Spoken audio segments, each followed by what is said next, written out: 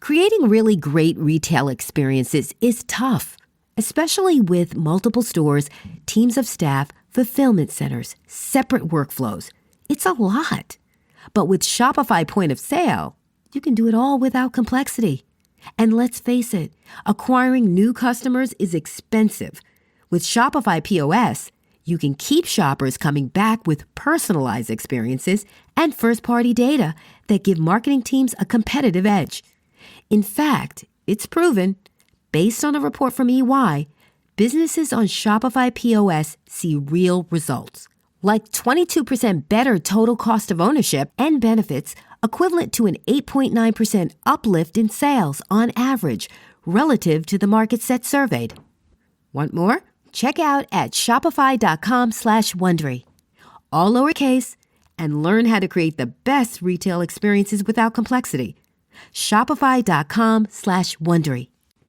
You sign up for something, forget about it after the trial period ends, then you're charged, month after month after month. The subscriptions are there, but you're not using them. In fact, 85% of people have at least one paid subscription going unused each month. Thanks to Rocket Money, you can see all your subscriptions in one place and cancel the ones you're not using anymore. Now, boom, you're saving more money. Rocket Money is a personal finance app that helps find and cancel your unwanted subscriptions, monitors your spending, and helps lower your bills so you can grow your savings. Rocket Money has over 5 million users and has saved a total of $500 million in canceled subscriptions, saving members up to $740 a year when using all of the app's premium features. Cancel your unwanted subscriptions and reach your financial goals faster with Rocket Money. Go to rocketmoney.com/Wondery today. That's rocketmoney.com/Wondery. rocketmoney.com/Wondery.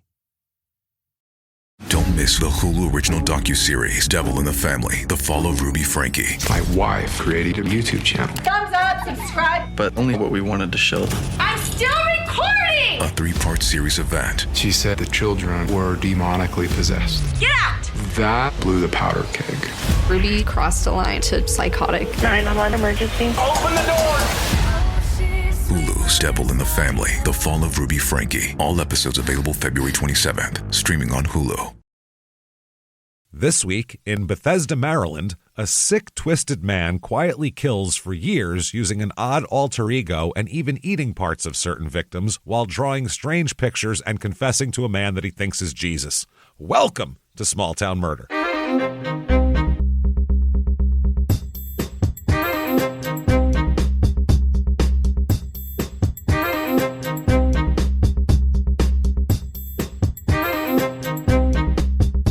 Hello, everybody, and welcome back to Small Town Murder. Yay! Oh, yay indeed, Jimmy. Yay indeed. My name is James Petrogallo. I'm here with my co-host. I'm Jimmy Wissman. Thank you, folks, so much for joining us today on another absolutely insane top 10 Small Town Murder crazy people that we have today. Holy wow, it's just a lot, and we're going to get to it. These drawings, I can't wait to show them to you. They are as creepy as it gets. We'll get to all that and more. First, though, head over to shutupandgivememurder.com. What's there, you may ask? First, what is there? Merch. Tons of merchandise, number one. Yeah. All the sayings you could want, everything from bath mats to coffee cups, we got it. But also tickets to live shows. Get them right now. First of all, 4/19, April the 19th, we'll be doing our 420 virtual live show. It's going to be crazy. I have apparatus that will scare Jimmy to death that he's going to have to smoke out of while we tell you a wild murder story. It's going to be so much fun. Wherever you are in the world, if you have Wi-Fi, you can do this, and you can get this show. Absolutely get it. Shutupandgivememurder.com right now. And also get tickets for the regular live shows as well. St. Louis just about sold out. I think there's a couple of tickets in the back there left in May. And then Chicago the next night. Get your tickets. You can come to Chicago at the Riviera. San Diego's sold out. I think Madison is sold out. There's a lot of sold out shows. Rapids, Portland sold out. So get your tickets right now and get in there. Shutupandgivememurder.com. You are definitely also going to want to listen to our other two shows, Crime in Sports and Your Stupid Opinions. Crime in Sports right now, we're doing a series on Evel Knievel, which is just amazing. A guy. Yeah. Got to hear that. It's so much fun. So you don't have to care about sports at all. The guy's no. jumping cars on a motorcycle. It's not sports. American history. The guy was Everything. It was So many people. hugely popular. Also, Patreon, patreon.com/crime in sports is where you get all of your bonus material. Anybody $5 a month or above, you're going to get everything. First of all, hundreds of back episodes of bonus stuff you've never heard before immediately upon subscription. New episodes every other week. One crime in sports, one small town murder. You get it all, my friends. This week, what you're going to get for crime and sports, we're going to talk about the Miami Dolphins bullying scandal. If I just say Dolphins, you'll think Dolphins are bullying each other, which would be, I don't know how we'd even scandal, man. I don't know how we'd even quantify that, but You bottlenose fuck. hey, quit doing that. Quit stealing his tuna. I don't even know what you do. So we'll talk about that from back in 2012, Richie Incognito and all that. There's some new stuff that's come out recently. And then for Small Town Murder, we're going to talk about the Amazon review killer, one of the craziest, weirdest guys we've ever heard of. So we'll talk about him, that and more. And you get a shout out at the end of the show as well here. Yeah. Jimmy will mispronounce your name, even though we'd love to get it correct. Patreon.com/crime in sports. That said, disclaimer time. Yeah. It's a comedy show, everybody. It is. We are comedians. These are terrible stories with awful things that happen, and there's also jokes. Now, Happens to be. that happens to be jokes. Now, the jokes don't happen during the murders because there really isn't anything funny about murder. The actual act of murder isn't very funny, but the actual act of I think I can get away with murder. That's nuts. And here's what I'll do to do that, as that can be a lot of fun. So that's where we try to concentrate on all that. The stories are as real as they get, unfortunately. No details are made up or embellished and all that kind of thing. But what we do, though, here is we don't make fun of the victims or the victims' families. Why, James? Because we're assholes, But we're not scumbags. That's how that works. See? It's real easy. So if you think that sounds good to you, you're going to hear one of the craziest stories ever. If you think true crime and comedy should never, ever go together, they don't mix, then, I mean, I don't know. Maybe we're not for you, but maybe we are. Either way, no complaining later. That said, I think it's time, everybody. Let's all sit back, clear the lungs. What do you say here? And let's all shout. Shut up and give me murder. Let's do this, everybody. Okay. Let's go on a trip, shall we? Yeah, we Let's shall. do it. We are going to Maryland this week. We are in Bethesda, Maryland. Okay. This is in Seems Central. like a popular place. We've It all is. heard of Bethesda. Yeah, Bethesda has been, I don't know why. Was it? I don't know. I feel like those old TV ads, there was people that were like, send a self-addressed stamped envelope. It was something. I think a lot of that shit came maybe there. Slap chopping. Yeah, I think that's what it was. Maybe, I don't know. So this is in. Send a self-addressed. Remember, allow 6 to 8 weeks for shipping or whatever the hell. You want this thing off TV? You can have it 2 months from now.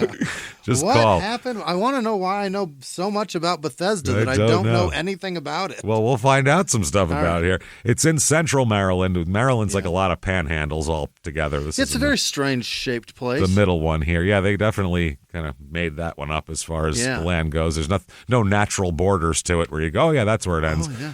It's Apart about from the ocean. Yeah. down the ocean and the rivers. Yeah. It's about 20 minutes to Washington, D.C. from here. Okay. And about 45 minutes to Baltimore. So it's actually closer to D.C. than Baltimore here. Yeah, maybe it was in The Wire. Possibly. Yeah, that's a possibility. About 2 hours and 45 minutes to Pocomoke City, Maryland, which was our last episode in Maryland, Gone Like a Ghost. That was a very weird episode there, just a disappearance completely. This is in Montgomery County, area code 301. The motto here is an uncommon mix of life and style. It is. Yeah. Oh, God, Jesus, dude, that's uncommon. Huh? That's such a marketing Feels they hired a very company. common. Yeah, they paid $5,000 for that, and someone gave them that slogan. Some of the history here, a little bit. Most of the settlers here were tenant farmers who paid their rent in tobacco. Oh, Try that now. yeah. Pay your rent in anything but currency. Just tobacco. Just give them a Yeah. pile of Marlboros and see if that's. Is this good? Drop kick him a carton of Newport. Is that all right or We're no? square. Couple reviews of this town here. We'll get through them pretty quick because we have a lot of crazy story here. Yeah. Here's 5 stars. Okay. What I love the most about Bethesda is its safety. Having lived in several countries, that doesn't sound good when we're talking about on a show called Small Town Murder. Bethesda's safe because I've been to Uganda. He said it's definitely the safest place I've lived in. Wow. Okay. Moreover, it's very international. I also love how clean it is and how green everything looks during the summer. However, it's very residential, so it's not a very walkable city. How many times did they say very in this review? Yeah. A few. It also can be a bit too calm sometimes. Okay. A little too calm, not enough partying. Isn't that good? It depends on what you're looking for, I guess, right? 1 star. We've lived in Bethesda for a year, and we cannot wait until our lease expires so we can get out of Bethesda. Oh. My car was broken into a month after moving to the, quote, nice neighborhood.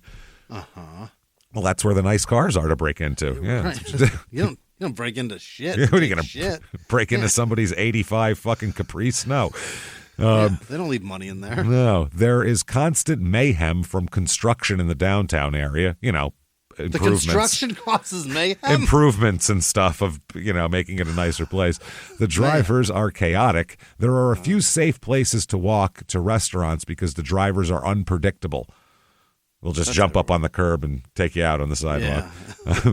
It's very hot and humid. Well, yeah, that's the East Coast. And the J2 bus is okay, but the bus drivers are aggressive. Yeah, it's a bus driver. Jesus Christ. That's great. There are a few normal primary care doctors, just urgent care that acts as primary care on paper, but without the trust or security of actual doctor-patient interactions. Rent is absurd, but most of the housing is dated and low quality. Okay, that's great. And they say that there's no good mechanics in the area, just some extremely expensive dealerships. Very specific complaints. This person wants somebody to do everything for them. And they're upset that everything can't be done exactly how they want it. And this person is an incapable person of taking care of themselves. No, they can't do much here. Jesus Christ. I mean, I guess they're not, if you're not a doctor or a mechanic, it would be hard to take care of that stuff. But yeah, I don't know. Mechanic's not that hard. Now it is. Can't look at a fucking car and do anything to it. If you've got a scanner, it's not hard. Though. Well, you just got to take fucking everything apart to do. If you own a professional shop, yeah. My father can fix any car up till about 1998, and then it starts being computers. I bet he can fix everything today, too. He just needs the computer that tells him what to do. He doesn't have because he doesn't have a shop. Everything out to do one little thing. I think that computer's expensive. I think it is. I think you only get it when you're certified in that. I think probably, yeah. So people in this town, 66,294 people. So a little big, but still a suburb and definitely residential. Like that's why we put those reviews to tell you that. It's 52% female, so way more females than males. Median age is a few years higher than the national average. It's 43. It's a very suburban family type of place. 61% married, which is well above the national average. Very low people that are single with children is only 6.5%. This is you get married, you buy an expensive house that you can't afford to get divorced in. That's it. And you work on your own car. You stay together, and you just let your cars die and put them in the garage.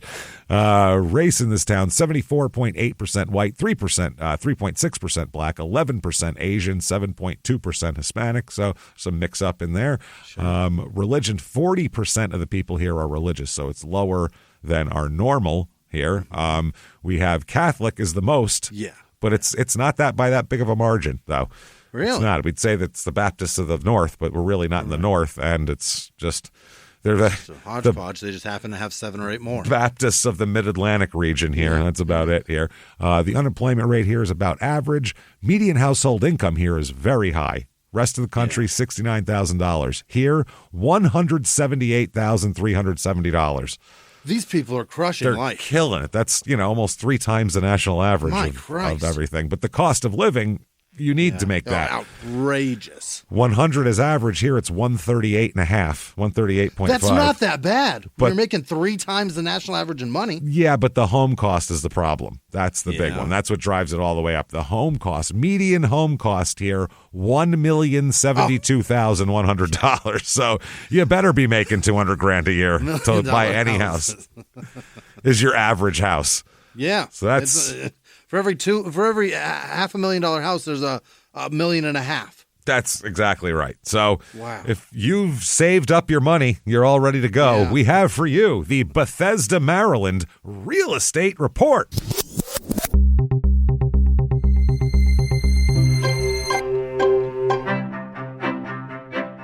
The average 2-bedroom rental here is $2,340, which is almost double the national average. Yeah. Here's a 4-bedroom, 3-bath, 2,228 square foot house. It's nice. It's a cute little place. It's built, and not even little. It's a decent place, but it's a good sized house. It's classified as a bungalow, so it's that style. So it looks smaller than it is. It was built in 1928 and very nicely updated. It's pretty damn cool. Wow, it is $950,000 though. Which is a bit pricey. No land, a little tiny lot, nothing. Just this little house. It's got to have a finished basement, right? That's got to be where the footage comes from. Maybe, possibly, yeah. I don't remember it was hard to tell. If they don't show, if it's a finished basement, sometimes it's hard to tell if it's in the rest of the house or where it is. Here is a 6-bedroom, 6-bath, T-bowl for each and every bee-hole here. 5,890 square feet. This is the middle house. 0.35 acres. This house looks like it's 150 years old, but it was built in 2003. Oh, wow. It's an old it looks like a big old Victorian house. It's got that round turret-looking thing there and all that kind of shit. It's very cool, but you are like, hey, what the fuck? This is old, but it's not? I don't understand it. Yeah. It's $3,190,000. Okay. Man alive. Imagine being able to own that. It's ridiculous. It's ridiculous. It's absurd. Yeah. And then the next house is even crazier. 6-bedroom, 11-bath. T-bowl for all your bee-holes and your brothers and sisters. You can invite your parents over to take a dump. Everybody. They ran out of people to put bedrooms in. They're just like, we've got so much more room. Just make more bathrooms. We got a lot of plumbing. We have extra pipes. Let's just. What's that idea? It's 11,522 square feet on 1.93 acres. It's amazing. It's on the river. It has these beautiful views. It looks like a resort destination romantic comedy movie wedding venue. That's what it looks like. It's ridiculous. Is it $11 million? It looks like a resort. $23,500,000. $23 million. $23 million. I don't know what that. A sultan lives there. Somebody who goes to DC sometimes, but lives in the United Arab Emirates or something. That's ridiculous. And this isn't in Beverly Hills or in Greenwich or something like that. This is Bethesda, Maryland, which we thought we heard of, but we weren't sure.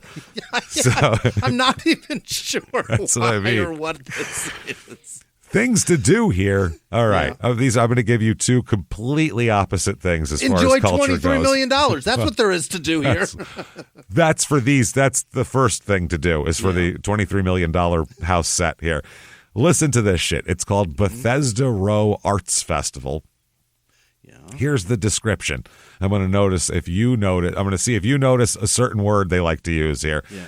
Every September, over 30,000 affluent art enthusiasts from the Washington, D.C. metro area and its surrounding suburbs converge upon the Bethesda Row Arts Festival. The 3-mile radius surrounding the festival boasts an average household income of $196,910, positioning the event as one of the nation's most affluent and educated art marketplaces. Hey, you broke dummies. Yeah. Stay away. Yep. Would you like to come and stare at rich people do shit that rich people do that you can't afford to do? Maybe they can tell you about their extra bathrooms. What do you say? Come through and get bullied without a single word. No, they just look at you and go, ugh. So that's one end of it. Yeah. Affluent. They love the word affluent in there. Yeah. Then the other end of it is Porky the Little Eater. What is this? Okay, I'll show you a picture. That is this. Okay. It's what the fuck is it? It's a little brick house with a pig on it. 6-foot-high brick house with a pig with its mouth open. Looks like a glory hole. That looks like a pig glory hole is what that does. It looks like you fucked that pig's face. You fuck its face and you're like, okay. It says Cabin John Regional Park is a peaceful picnic spot in Montgomery County that features one very unusual resident, an environmentally conscious talking pig. Oh, boy. He has been entreating visitors to his chatty maw with refuse since the park opened in 1966. The push of a button located near his smiling face. It's not smiling. He's making an O-hole for a dick. There's not a person. This is just it's like it's a computerized plastic pig. Yeah. Yeah. It talks if you press the button. Okay. Is all the prodding he needs to start his pitch. After a couple of snorts and grunts, the low voice of one-time park caretaker Ted Gurney issues the following cheery message. Hi, kids. I'm Porky the Little Eater, and I sure like to eat. You can feed me paper and cardboard, soft drink cans, but never feed me bottles or broken glass. Glass gives me a stomach ache. He's a recycle He's bin. a recycle bin that doesn't do glass. Yeah. He's like, throw that in the trash. It's got a vacuum-powered mouth. You know people have stuck their dick in here. Oh, how many yes. people have stuck their dick in this pig's mouth? How many? I'd love to know. It's maybe that's why remarkable. Maybe that's why you got to go there, man. There's this park with this. You just stick your dick in there, buddy. I'll tell you what. There's a vacuum pig mouth. It will suck you into the next farm, boy. And it's free. Oh, my God. That is funny. Porky wasn't the first talking trash receptacle in Montgomery County. That honor was held by Billy the Litter Goat. Okay. Who was at That's good. Who in 1965 was at Wheaton Regional Park, but Porky is the only one that remains. Okay, so they got rid of the litter goat. The litter goat sounds like much more practical, and it seems right because goats will fucking eat anything. Pigs don't eat bottles. They don't eat paper, right? No, that's they why I eat guess bodies. that's why glass gives you a stomach ache. Yeah, they'll eat your like the clothes of a dead person, I think, right? Yeah. And a dead person. And a They'll dead eat the person. clothes on the person. Holy shit, that is crazy. So crime rate here, what we're interested in. Crime rate, property crime is actually less than the national average by about a third under the national average. And then violent crime, murder, rape, robbery, and of course assault is about half the national average. So pretty goddamn safe in this town. Yeah. It's super wealthy. I mean, if you That's what happens when you have money. Yeah. If you're riding down the street in anything less than a $90,000 car, there's probably people. Everyone's going to notice you, and you'll be caught for murder, I think. So, what's this riffraff doing here? What are you doing staring at the art installment? Don't do that. You're not up to that. So that said, let's talk about holy shit, some murder here. Yeah. This is wow. Okay, let's just start by talking about this guy here. All right, there's no other way to do this. Haddon, Hadden is his first name, Haddon Irving Clark. Okay. He is born in 1951, and he's from Troy, New York originally. That's where he's born. But he's going to move all over the place, just constantly moving as a child. His parents are always his dad's always going to a different job, trying to make more money. And Troy is a shithole. Yeah. Anything anything in upstate New York there is a dump. It's so bad. It's these are burnt out industrial towns that still have SUNY colleges. Yeah. Now they're just little college towns now. Yeah. So grainy town, Now his parents are married and together his whole life, which normally you'd go, okay, well that's good. It'll be a stable upbringing, but this is not a stable upbringing. And judging by the actions of Haddon and his brother, something went wrong in this house for sure. Like this is not an okay household here. They move all the time, at least like sometimes twice a year. Oh, and not just to a different house, to a different city. Really? Yeah, like move to a different place completely a couple times a year, which is different. Like I moved a lot. Instability in work? Well, no, not instability. His dad's a chemist. And apparently a like top tier gun for hire chemist back then, where people were always trying to hire him away. And so he was always moving jobs to get more money. His dad's name is also Haddon. They called him Haddon Jr., young Haddon, even though his dad doesn't have a middle name, but he does. But they still call him Junior all the time. All right. Now, his dad was on the team that invented and was one of the heads of the team that invented saran wrap. Yeah, his dad invented plastic wrap. Every time you save something and put it in your fridge, this guy's dad had something to do with that shit. Fascinating. So that's very interesting. When you lost the lid to the Cool Whip bowl and you're just like plastic put wrap something it, over this guy it. did it. He did it. He said, how many picnics has this man saved the food of? How many? How much food has he saved? Yeah. And When also, the Cool Whip Bowl's lid got melted in the dishwasher. what are you going to do? He fixed it. When Yeah. it's twisted now. Now it's twisted. And now it's warped. It It doesn't fucking fit. doesn't fit. It won't go down on this side. Over here, it pops up if I push down over here. Oh, what's that smell? He'll take it. He's like, hold on, got you Saran covered. wrap forever on this. Also helped invent fire retardant carpeting as well. So I guess I didn't even realize that exists. it's all carpeting now. Every Yeah. carpeting is fire retardant, whereas it It's used gotta to have be something, right? it used to be just the most flammable thing in your house. Just boom, burst into flames. It's just Cotton. yarn beneath your feet. Or worse, by then they were using like synthetic shit, so it would burn it even just better. melts. Yeah. They're using like nylon and shit like that. So Jesus. yeah, that's a big deal. His father had an MBA and a PhD in chemistry, and Smart son bitch. used it. Very smart. But he's always wanting more money, more status, so that's why they move all the time, different jobs. Okay. Yeah. His mom's a homemaker. She takes care of the kids at home. There's 4 kids, so Yeah. 3 boys and a girl. And mom is, her name is Flavia, Flavia, Flavia. Flavia. Yeah. Now, she sounds like she's ethnic, like, ooh, maybe his mom's Yeah. like Spanish or something. Absolutely not. She is What? as blue blood.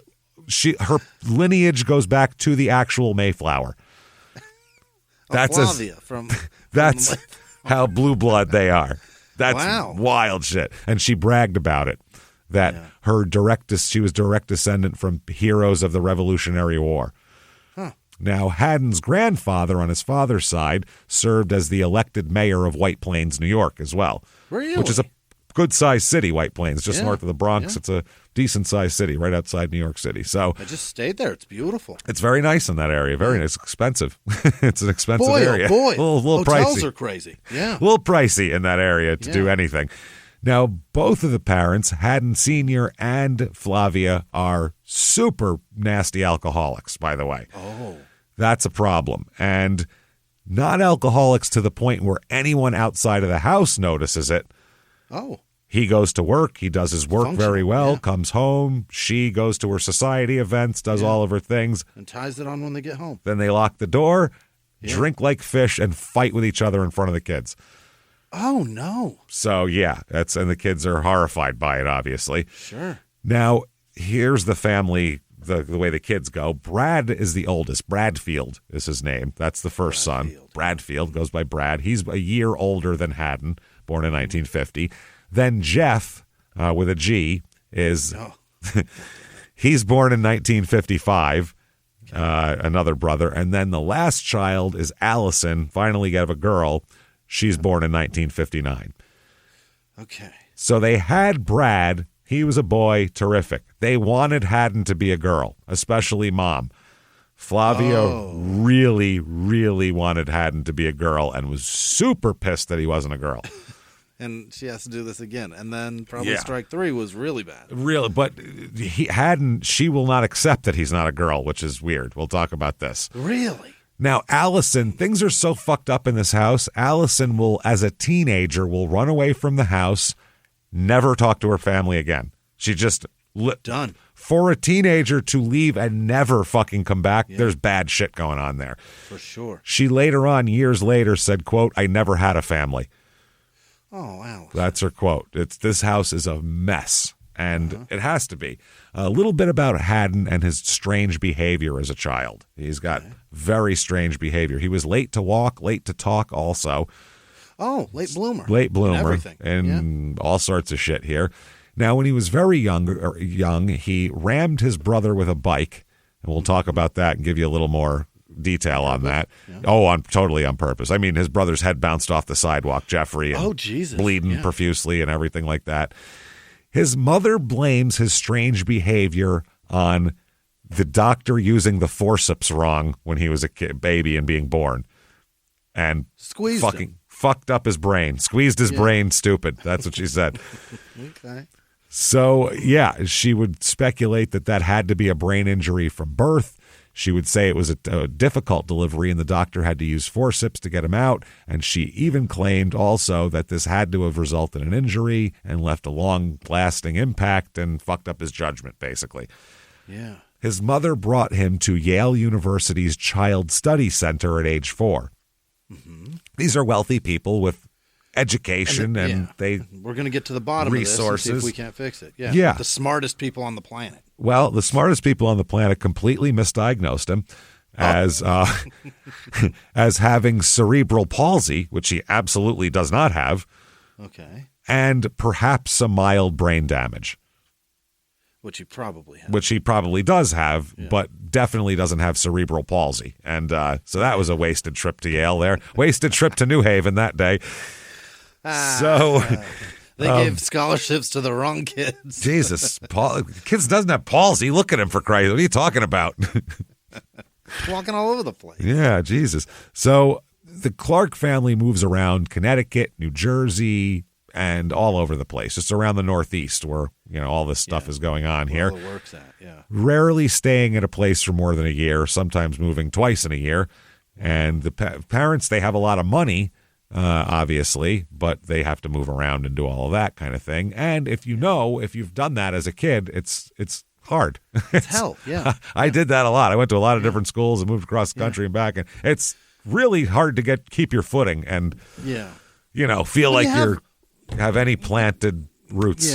Yeah. When you have money like that too, like you're staying in nicer, and those kids are so fucking mean. Oh yeah, they're cruel. You know what I mean? They're openly cruel, and you're not they part get of away their. With it. Yeah, you're not. Your parents don't go to the country club with their parents for the last 20 years and all Yeah. that kind of shit. So, Are they, as alcoholics, are they drinking like really good? You know what I mean? Like, I don't know exactly. Who what knows? I assume They it's. got Why would they drink rot nice gut stuff, if they? right? Yeah, they Yeah. probably drinking. She's probably drinking good wine. He's drinking like Yeah. a single malt. I think they're some sort of Glenlivet or something. something. I don't know.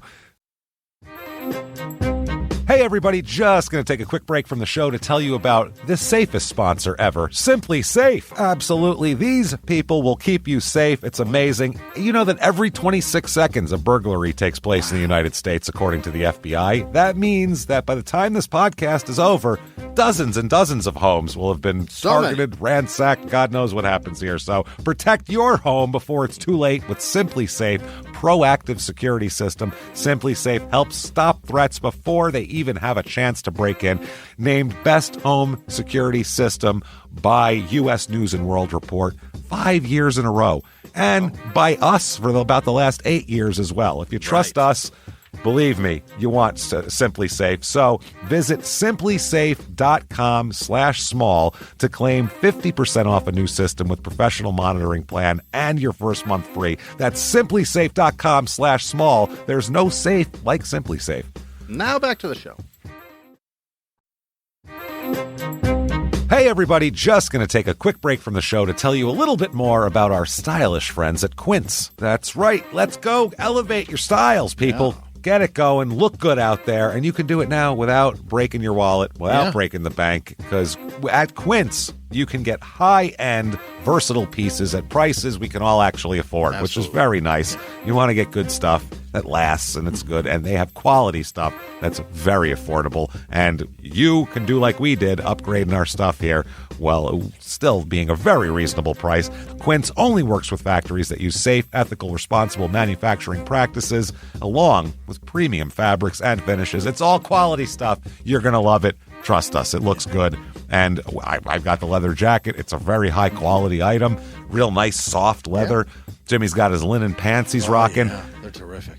Come on, be like us. Be fashionable. Get in there with Quince. Indulge in affordable luxury. Go to quince.com/smalltownmurder for free shipping on your order and 365-day returns. That's QUINCE.com/smalltownmurder to get free shipping and 365-day returns. Quince.com/smalltownmurder. Now back to the show. So it's tough, though. Basically, he never had a solid friendship group. You have to constantly adjust to new surroundings, which will make you either quiet or will make you a comedian, like me. So that's what happened there. Both ways, it's not good. Well, I guess I figured out if I'm funny, that people will like me, and I'll make friends easier. It's a lot easier to do. So, so they had to do that. A lot of moves, a lot of shipping around and everything like that. So you have to figure it out and figure out how to do it. And he's not good at this stuff. And part of it is he doesn't really have a good base of him, like a good base of knowing who he is at home. Yeah. At home, he's teased at school and at home, basically. He's picked on everywhere, mainly by his parents. Really? Well, his father had a nickname for him. Oh, no. That he called him all the time in front of him and just in general. It was, quote, the retard. What? So when he go, where's the retard, he would say. And that meant Haddon. Yep. And he would say, hey, retard, come here. I get that this isn't nice, but this is what he would call his fucking son. That's so fucked up. It was off for me. Yeah. This is when he's like 5, 6. Meaning, like, everybody in the house recognizes him as the... That's it, yeah. So bad. They all knew that was his nickname. We call him so Sonny, bad. we call him Spanky, and that's the retard.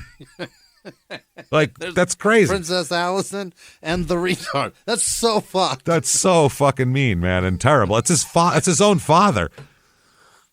Yeah. So you're not going to have... came over Yeah. as like a friend coming over the house, and dad comes home and goes, where's the retard? Like, Yeah. And they go, they're talking about me. Or he's in his room with his friend. Like, the friend's going to know that your nickname is awful at home. And then what's going to happen at school? So... Right. Yeah, later on, while talking to a psychiatrist, this is horrifying. When he's an adult talking to a psychiatrist, he said that when he was growing up, before he like knew what your official name was, like on a birth certificate or something, he thought that retard was part of his name. He thought that was he thought he was Haddon Retard Irving Clark. Yeah. Like he thought that was his name. Like the Bill Cosby joke from the old day. Yeah. I thought my name was Jesus Christ. That's exactly what it is. God damn it. God damn it, Jesus Christ, get in the cab. Yeah. Wow. So that's what he thought. He actually thought that. That's fucked up. Now, his mother gave him a different nickname for a completely different reason. Okay. His mother, upset that he was not a girl. The accident? No. Upset that he wasn't a girl and not having a girl until he's 8 years old, would dress him up in girl's clothes and call him Kristen. No, you can't do that. So, like, this kid has no idea who he is, essentially. No. He's a retarded girl. Yeah, that's in his mind. He has no idea. That's what his parents are making him be. Jesus. So he thinks his name is Haddon Retard Kristen Irving Clark. That's a lot of names. Jesus. And the parents, while they're doing this, while they're being horrible to him, abusive as shit, they're also, like I said, alcoholics who fight not only verbally, but physically in front of the children as well. Nice. So this is a mess, a goddamn mess. One classmate said that he remembered both Bradfield and Haddon, the brothers, were both mean and quick-tempered, and said that Haddon had a learning problem and a speech impediment, and he attended a special school as well. Oh. Yeah. So he went to a special school from the time he was 6 to 15. So that's why his dad did this to him. Yes. And then obviously he would think that of himself anyway. And then rather than the dad going, no, it's just, some people learn at different paces, buddy. You'll be fine. His dad goes, hey, retard. Wow. Which is not, going to help this kid at all. And he's the only one of the kids that's at this special school. And he's clearly slower than everybody else at learning. And just give him some fucking time, you guys. And the kids in the neighborhood are going to pick on him for that, obviously. Forever. So they're brutal. Yeah. This classmate said Haddon would get angry and go into a corner and pout all the time. The kids didn't want to play with him. That's how he was. Another childhood friend of his said that he had a speech impediment and a quick temper, and said that sometimes he couldn't control himself. If something didn't go his way, he'd get very upset. All the kids would walk away and wait for him to calm down. He'd have a tantrum, and they all knew to just leave him alone, basically. So the next door neighbor here, they were the next door neighbor for a while until the Clark family moved to Rhode Island in 1962, called Haddon a meek child, mischievous at times, but I don't remember him as a problem child. No, because he's just beaten down. The one that everybody's beaten up on. He's not a problem child at that point. Well, all this is going on. His parents are active in all this outside activities. They're active in the Boy Scout troops. They go to PTA meetings. They're in the church group. They are members of civic organizations. All this nice stuff is going on the surface. Yeah. They look like the perfect family. And then you know what goes on behind closed doors. Mm-hmm. It's messed up. So the only thing that the father did with Haddon that didn't involve insulting him or beating him up was they took him hunting. So he spent, that was the quality time they spent together, was hunting. Firearms. Let's teach this kid. But that could go either way. That could be something that he could be interested in and whatever. Sure. Or you But could just really, be teaching an angry person how to be violent. That's the other thing. You're teaching him how to murder. But You never know. Or it could be good the- for him. Yeah, I don't know. I don't understand. I don't know. Whatever. People do it. I don't understand the bonding of that experience. That's fucking crazy. to That's me. because neither of us had that with our fathers, Yeah. too. So we don't know. You didn't know your dad. My dad has never been a hunter. He's never hunted anything. I get it. If that's your survival thing, if you're going to go out and eat all that, that's great. Good for you. Yeah. I don't care. Right, but I'm not just judging anybody. I don't give a shit. I don't know. Don't kill anything endangered, please. That'd be nice.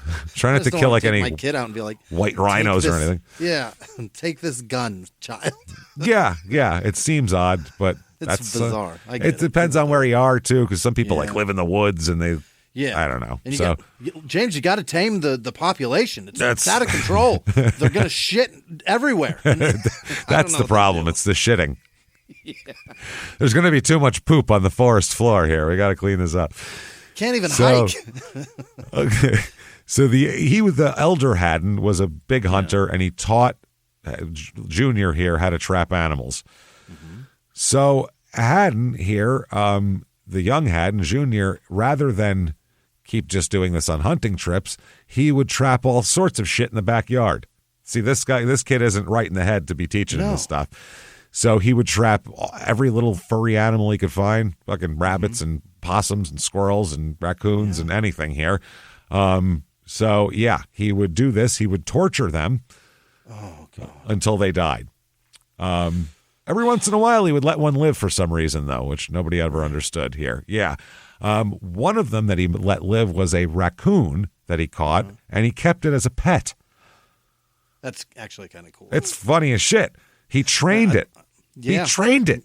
I've seen this. This is amazing. He would ride his bicycle around with the raccoon clinging to his head and neck. What? Yeah, just hanging off his head and neck. It would hold on. It would to hold it. on to him. Yeah, and so Amazing. the kids thought it was like basically a live action Davy Crockett hat, because that's back then that was a popular thing, the coonskin cat. So he had a real one.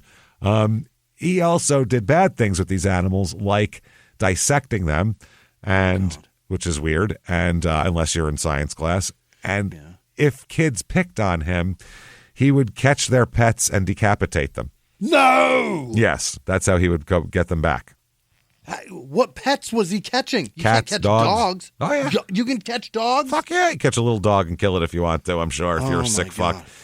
So obviously he's got mental problems. This is not normal. He's in and out of psych wards and special treatment facilities as a child as well. Yeah. And the parents, this is a lot of money that's going out.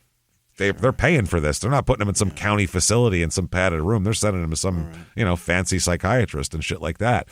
So, but his dad always had the money for it, so that wasn't a big deal here. His brother now, Brad, issues as well. Brad began doing drugs when he was about 10 years old and was very aggressive. At one instance, he got a hold of a gun and used it to shoot out the windows of the next door neighbor's vehicle. And they said, "Why'd you do that? Why were you mad?" And he said, "I wasn't mad. Just did it, quote, for the heck of it. I wanted to see the windows break. Just felt like window shattering would be fun." Shot Yeah. at his neighbor's car. Wow. You find a car in the woods abandoned and you do that. That's how you do that. Every town has a car in the woods abandoned somewhere that you can shoot up.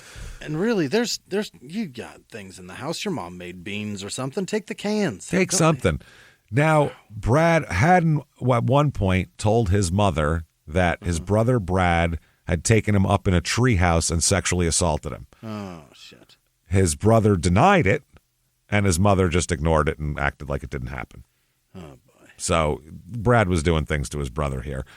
Haddon fails 2 grades in elementary school. His intelligence later on is found to be average to low average, IQ-wise and shit like that. Haddon's brother Jeff talks about, that's the younger brother, about 4 years younger.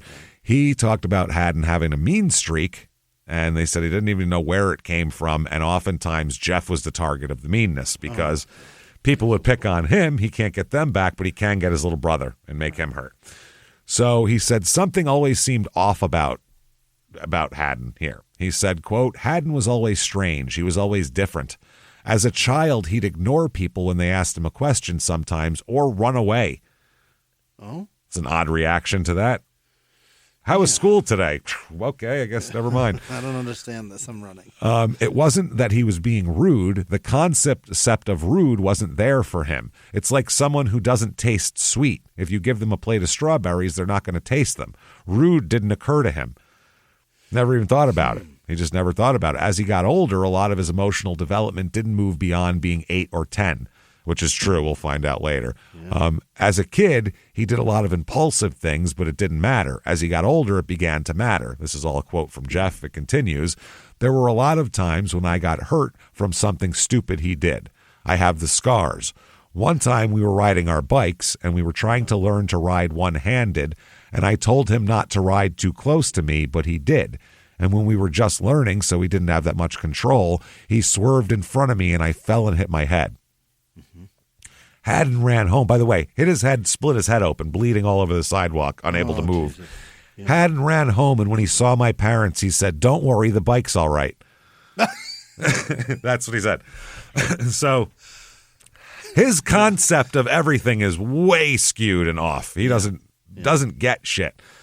So my parents used to say things like, "If you hit my truck I'll with kill your you. bike when you go by it, yeah, you'll heal, the truck won't," is what they would say. So they probably said that to him, and that's why he probably said, "Don't worry, the bike's okay." Yeah, I remember having my dad at one point having 2 cars, and they were one was nicer than the other. Yeah. And he said, "That's death, and this one is mega death. Don't hit that one," as we were playing basketball. So all of my friends knew, don't hit the car with the ball or James's father will kill us. So it was like everyone was terrified of him. That was dismemberment. He said that in front of my friends when I was like 12. They were all like, "Oh shit, don't hit the cars. Goddamn." So yeah, you get that in your head. But I said he just didn't have the care. There's one place in the world where Haddon feels comfortable and safe. Yeah. And that is at his grandparents' house. Oh. Yes. Somehow his grandparents here, I don't know, they're decent people, even though they've raised either one of these people. His parents are monsters. So they raised somebody that's an alcoholic. Something. So this was in Cape Cod, his parents lived. Okay. Very nice. So he'd go there. His grandparents were always there. He visited them every summer. He'd come. He would fish. Sounds like a fucking dream. I'd love to down do that. the Cape every summer. Going to the Cape every summer. Damn it. He's like Tom Hanks in Splash. This fucking guy. I'm jealous. Incredible. He would fish and do all the nature stuff. And he said these were the happiest days of his life. And Jeff said the days we spent there were the most wonderful time of Haddon's life. They were for all of us. Yeah, it'd be very hard to make the Cape an awful memory. Yeah. But I mean, his grandparents treat them great, and it's just like it's a totally Chocolate different milk, life for them. Totally different Awesome. life. So that's nice. Now, as a teenager, he is discovered to enjoy wearing adult women's clothing sometimes. Yeah. Now, he is much like Ed Wood. Ed Wood is a filmmaker. I don't know if everybody's heard of Ed Wood, but Ed Wood is known as like the worst director of all time. He made Plan 9 from Outer Space, which is considered like, the one of the worst movies that's ever been made back in, that era. Ed Wood, I know a lot about him because he's from Poughkeepsie, actually. He worked at the Bardavon Theater when he was a kid and shit. But there's a good movie, the Tim Burton movie with Johnny Depp as Ed Wood too. It's very good, but I've read books and stuff about Ed Wood, and Ed Wood liked to wear women's clothing. He was extremely straight guy. He was a World War II veteran, and he was a paratrooper, for Christ's sake. I mean, fucking big balls on this guy. And he said that he was never scared of being killed. He was only scared of being injured and having the medics find his bra and underwear under the fucking uniform. Under the uniform, yeah. He said that's all he was scared of. It was that. That's what was terrifying him about being in the Army. I guess that makes all this. He's probably not the only one that's ever done that. No, absolutely not. This is a big thing like this. There's apparently a lot of men who that are like straight and that are not. Yeah. They're not even like, there's no transness or there's no. They just like wearing women's clothes. They like the feeling of bloomers. Come I don't know. Man. So I don't know what that is. And he once told his mother, "I like my lady's clothing. Don't try and change me." Okay. Said that Haddon? He hadn't said that to his mom when he was like 12. Okay. Don't try to change me. He like burst into a Lady Gaga song after that. And they were like, I guess just let him wear the bra. Yeah, just let him wear it. So weeks after he got caught doing that, he was involved in a Peeping Tom incident that resulted in police intervention, which isn't great. That's heavy. Apparently his father tried to change him in his saying that he said, I'm going to change this boy by beating this out of him with a belt. Oh boy. He would get Haddon when he would come out of the bathtub naked. His father would rush in the room with a belt and start beating the shit out of him when he was like wet and drying off. Oh God, Jesus. Yeah. It's wild. So at 15, he was sent to a conventional school away from the special school, just a regular high school, out of his special education school, and immediately fell behind again and couldn't keep up. And, it was a hard time. Okay. Now, 1964, age 14. This is when he claims to have murdered his first victim. We don't know anything about this because it's very vague, but he said he murdered his first victim, who was a boy, a child, and he says his father helped cover it up. His father knew. Which kind of would make sense because his father wouldn't want that being public for himself. Yeah. So, but we don't know the details about that or anything about that. That's just something he mentions later. But when he was 16, a woman hired him to work in her yard, do yard work, found him in her house. He's supposed to be out in the yard. Instead, he's in the house wearing her nightgown. Yep. God. Yeah, that'll get you fired from yard work pretty quick. Yeah. That is interesting. A year later, his mom, this was before, well after the incidents of catching him wearing women's clothing, but his parents came across him wearing a nightgown and standing in front of a mirror. Yeah. So his mother mentioned these incidents to the therapist he was seeing, because this is the thing. He's in therapy this entire time. This isn't like, these parents don't know what to do and they just stick him in a room. He's in therapy. He goes to see doctors. All of this shit is, documented. So the therapist recommend that she not confront him and just leave him alone about it. Okay. Because there's that. Yeah, the doctor knows too that it's not like it's not a trigger. It's not a big deal. It doesn't matter. Right. Exactly. Just leave him alone. There's many serial killers or people that do bad things that do that. Yeah. There's probably 1,000 that didn't. Oh, so more than that. Yeah, absolutely. I drink Pepsi. I'll bet they drank that too. You know what I mean? Well, they always say, this many drug addicts started out by smoking this or smoking pot or drinking alcohol. Well, I bet not 100 out of 100 started out by drinking milk. Like, where do we stop going back and figuring it out? Yeah, they're probably they were either breastfed or drank fucking formula. It's these fucking Gerber people. Those are the people you blame. Like, who are you going to blame? Big Gerber. Big Gerber. So 1972, he graduates from high school at 21 years old. Oh, that's embarrassing. Who's coming to the bar afterwards? Just me? Okay, never mind. Just me and the mill workers? Okay. Shit. That sucks. He's a big guy, too. He's 6'2". He's not like he sounds like a little squirrely guy, but he's not. He's a big guy. He's a man. Not like a big, heavy guy. He's kind of lanky, but he's 6'2". He's a big guy. So he likes cooking. That's what he likes. Hell yeah. So his family was absolutely fucking thrilled to find out he had an interest. Yeah. They're like, you're interested in something? Apart from girls' clothing or trapping and killing animals. Great. A normal thing that's actually a career. Fucking terrific. They don't care if it's, we want you to be a chemist or go to Yale. A job is great. Whatever. For this fucking weirdo. Something that you can have an open conversation about at the church cookout. I'm fine with it. And he wants to be a cook, that is also a profession where weird behavior, things like that, completely ignored. If you can keep up during rush, no one cares what you do. Give a fuck what underwear you're wearing right Yep. now. You can keep all those steak temps straight while keeping up during a rush from 6 to 7. I don't give a shit if you go out in the fucking parking lot, rip kittens' heads off, and drink their bloods from their body like a mug. Doesn't matter. Only wearing ruffled bloomers. No one cares. Nobody cares. Yeah. And that is one of the biggest things in the like industry of restaurants is no one cares what the fuck you do if you can keep up in the kitchen. So he ends up there. They want to do everything they can to help him do this. So they use all of their resources and connections and everything else to get him a spot at the Culinary Institute of America. CIA, up the street from my house there, in High Park, New York. Now, this is, by the way, the exact same time that Anthony Bourdain was here. Oh. This is really weird. He has, like, I wish Anthony Bourdain was alive for a lot of reasons, but I really want to know if he knew this guy, because he not only went to culinary school at the same time, or within a year, but they also both worked in Provincetown and restaurants. There was a big, like a pipeline between the Culinary Institute and all of while they were working there, like summers while they were going to school, and also like when they graduated, a lot of them worked in Provincetown.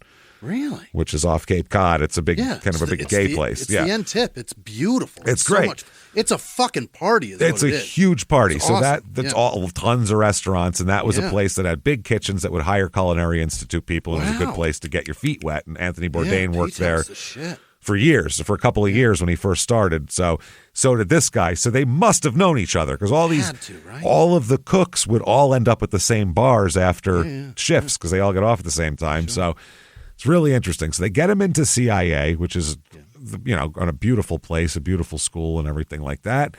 And not only is he a decent cook, he's fucking amazing at ice sculptures. Amazing. Really? Incredible. Like, really good.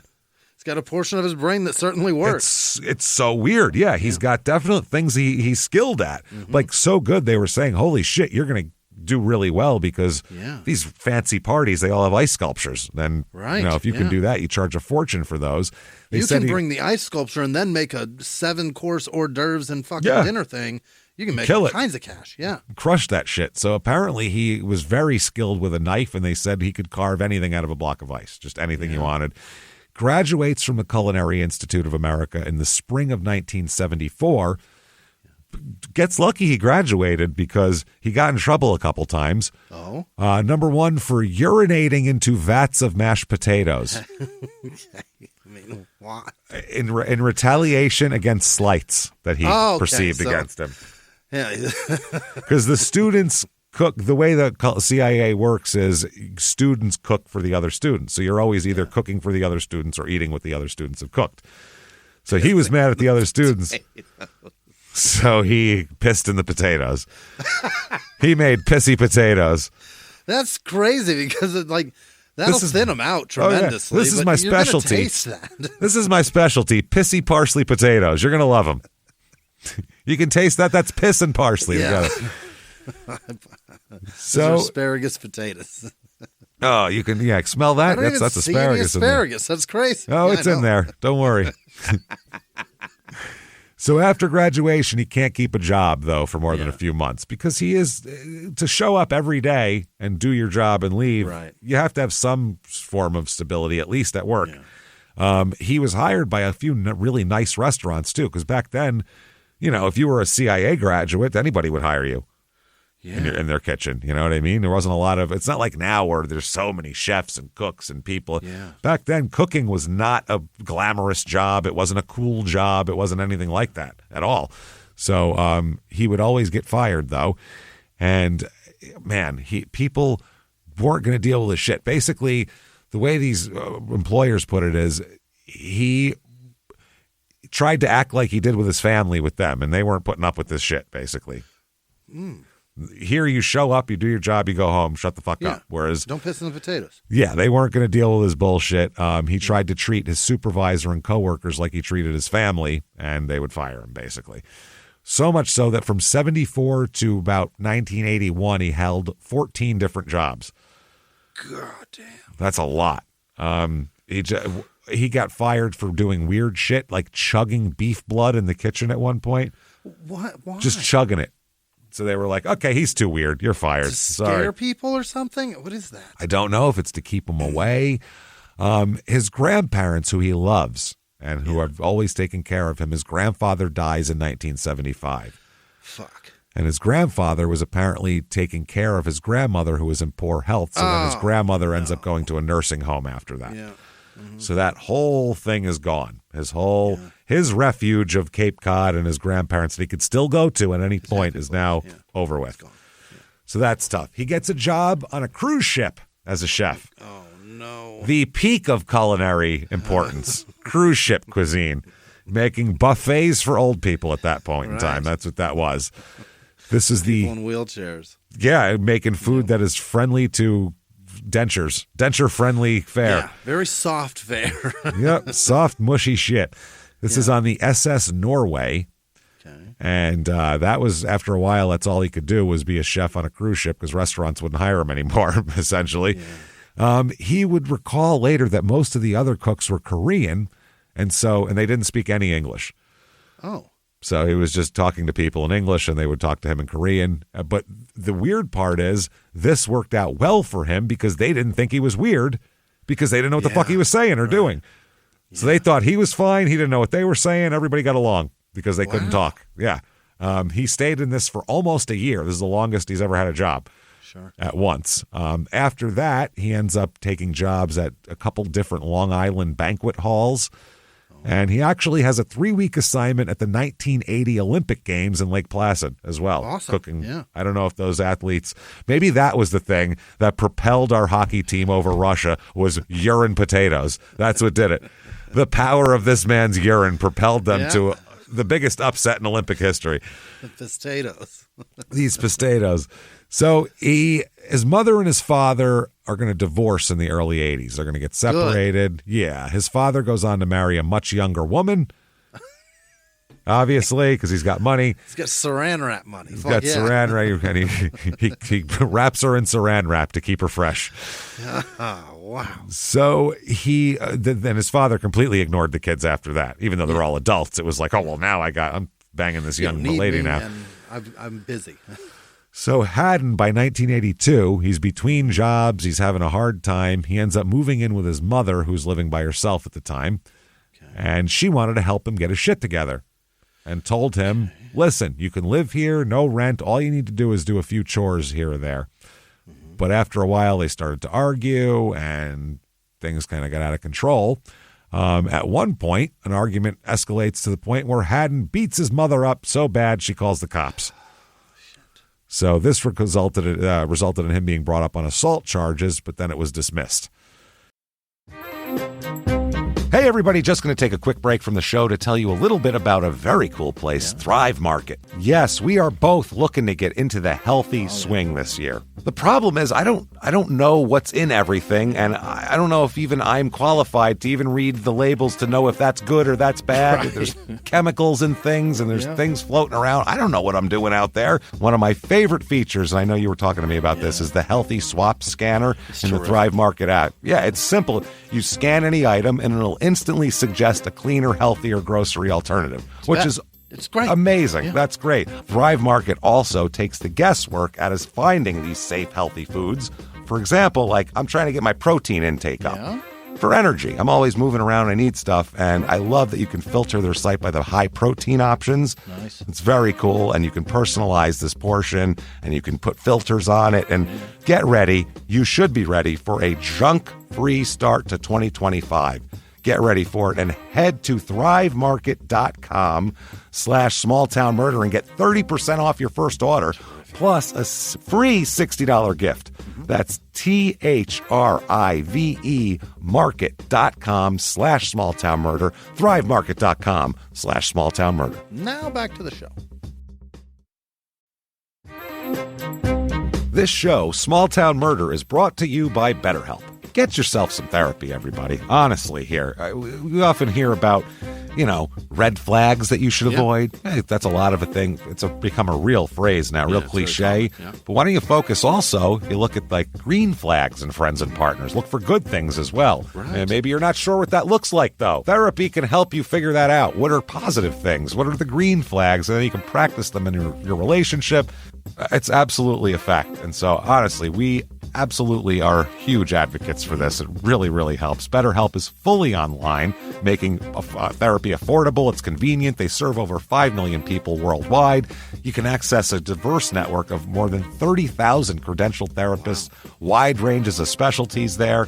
Here's the coolest part. You're not getting along with your therapist, you're just not feeling it, you can switch at any time, no extra charge. Wow. The thing is, they want you to get help. That's it. And you can do it with BetterHelp. Discover your relationship green flags with BetterHelp. Visit BetterHelp.com/smalltownmurder today to get 10% off your first month. That's BetterHelp, HELP.com/smalltownmurder. Now back to the show. Hey everybody, just going to take a quick break from the show to tell you a little bit about Sono Bello. The most known secret with celebrities and influencers and all these famous people is so many of them have had lipo. They've had lipo, whether it's a little touch-up here or a total makeover. Yeah. Nobody has a perfect body. That's the thing. No. They may look like it on TV, but there's things that help that. Absolutely. Lipo now has changed, and Sono Bello's been at the forefront with using LAL technology and getting those beautiful and natural outcomes for each person. Looking real natural. Our friends at Sono Bello are offering their best deal. You're now included in their winter savings event, but appointments are limited, so please get on this. Sono Bello doctors are masters in micro laser fat removal, a brilliant technique that removes stubborn fat permanently wherever your problem areas are. Tummy, love handles, thighs, arms, it's gone in one comfortable visit. Eating healthy and workouts are great. Keep doing that, but if you want to lose that stubborn fat in one visit, check out Sono Bello. Save big during their winter savings event. Schedule your free consultation now at sonobello.com/smalltownmurder. That's SONOBELLO.com/smalltownmurder. Now back to the show. Okay. But she didn't want to press charges on him. That's why. She just didn't. But she did realize that they couldn't live together any longer. So she felt sorry for him. She would let him sleep in a shed on the property if he had nowhere else to go. He was allowed to sleep in the shed. Soon, he said, I have to get my life together here, by the way. This is crazy. I'm sleeping in a fucking shed. I have no job. Yeah. And he's a skilled chef and stuff. I mean, he's literally a Culinary Institute graduate. He knows how to do things, but he can't keep it together long enough. He says, I know what I'll do here. He ends up joining the Navy. That's his fucking solution to this. Yeah. Now, couple of things. Back in the 70s, when he graduated from Culinary Institute, his first few jobs were in Provincetown, just like Anthony Bourdain was there. He says later on that while in Provincetown, we'll have more details later, he said he killed several women in the sand dunes and buried them in the sand dunes. Really? Yes. He said he cut, Jesus Christ, he cut this one woman up because she bit him. Okay. So he killed her. I guess he tried to rape the first woman, but after he murdered her, but it didn't work. He couldn't do it. Okay. So he tried to be a necrophiliac and couldn't do it here. Another woman here, he claims that, and we'll get more details later, he claimed he murdered her, buried her nude under the sand dune, first removing her hands and wrists, and then cutting her fingers off and cutting them at the knuckles and using the pieces of finger as bait for surf fishing. Golly. That is insane. Yeah. That's fucking wild. So he joins. Did you say if he caught anything? I'd never heard if he caught anything. I was curious too. He's, I got the biggest sailfish, boy. It's beautiful. Love to know if that worked. No, it didn't work. So he joins the Navy, and he's a below deck cook. Okay, he's got cooking skills. What are they gonna? That's what they're gonna have him do. He works on a nuclear aircraft at the time called the USS Carl Vinson. Yeah, the aircraft carrier. Yeah. That's a big one. It's a big one. Yeah, he's one of the cooks. He was assigned as a cook, and his duties were basically the same as the cruise ship. Yeah. He's on a ship, and he's putting shit out there. So he's going to try to make it go, but after a while, he, of course, gets pissy with everything. He doesn't like being bossed around. He doesn't like the commanding officers telling him what to do, which is the whole point of the military. Like, if you don't like people telling you what to do, the military is not for you. Like, No. you got to be able to deal with that shit. You got to take orders, man. He had some run-ins here after one of a little problem with some fellow sailors. Some of the fellow naval people stuffed him in a meat locker for over 3 hours. Yeah. Made him stay in there. That is pretty interesting here. He got transferred a couple times. He was sent to a different ship, the USS Theodore Roosevelt, and things didn't get better there. He, at one point, people who were mad at him waited for his shift to end, then jumped him, and his head was viciously smashed against the deck of the ship multiple times. Now, The infraction was just because they didn't like him? Well, they asked what the hell happened here, Yeah. Haddon, and he said, quote, they were jealous of my cooking skills. No, not that. So he beat him nearly to death because he cooked well. Yeah. How That's dare you think pretty better than ridiculous. us? Yeah. It's more likely it's just he's a weird guy and he does weird things and he doesn't know how to fucking talk to people. Yeah. He'll also later say they found out that he wore women's underwear and they didn't like that about him to begin with. He was sent on his stint on Iwo Jima was pretty brief as well. He goes there. He had apparently a break with reality at some point, lost his mind. I mean, he's had a break for a while. And was sent to a psychiatric hospital for an evaluation and was deemed unfit for duty. Right. Yeah. Because he said something crazy, and they were like, "We can't do this." They beat him half to death. That makes sense. Mm-hmm. So Jeff, his brother, said that a massive head injury from this beating is kind of what caused, quote, his danger potential to become unleashed. Yeah. This head injury fucked him up. Yeah. He said this about his brother: something in this beating changed him. Probably it was a combination of the actual beating of his head and some emotional stuff that happened afterwards. Instead of just being carelessly dangerous, he was then somehow able to justify his acts of violence. Really? Yes, this is real weird. So June of 85, he's discharged from the Navy, diagnosed as a paranoid schizophrenic. Oh. Yeah, and given a medical discharge. Yeah. He told them he thought he had a split personality. He said he doesn't like hurting people, but he sometimes does things that he wasn't aware that he did. Whoa. He also said he heard voices tell him he couldn't trust anyone. That's a problem. And as a result, he only talked to himself. Okay. Whoa. He'd see things that weren't there. He'd hallucinate.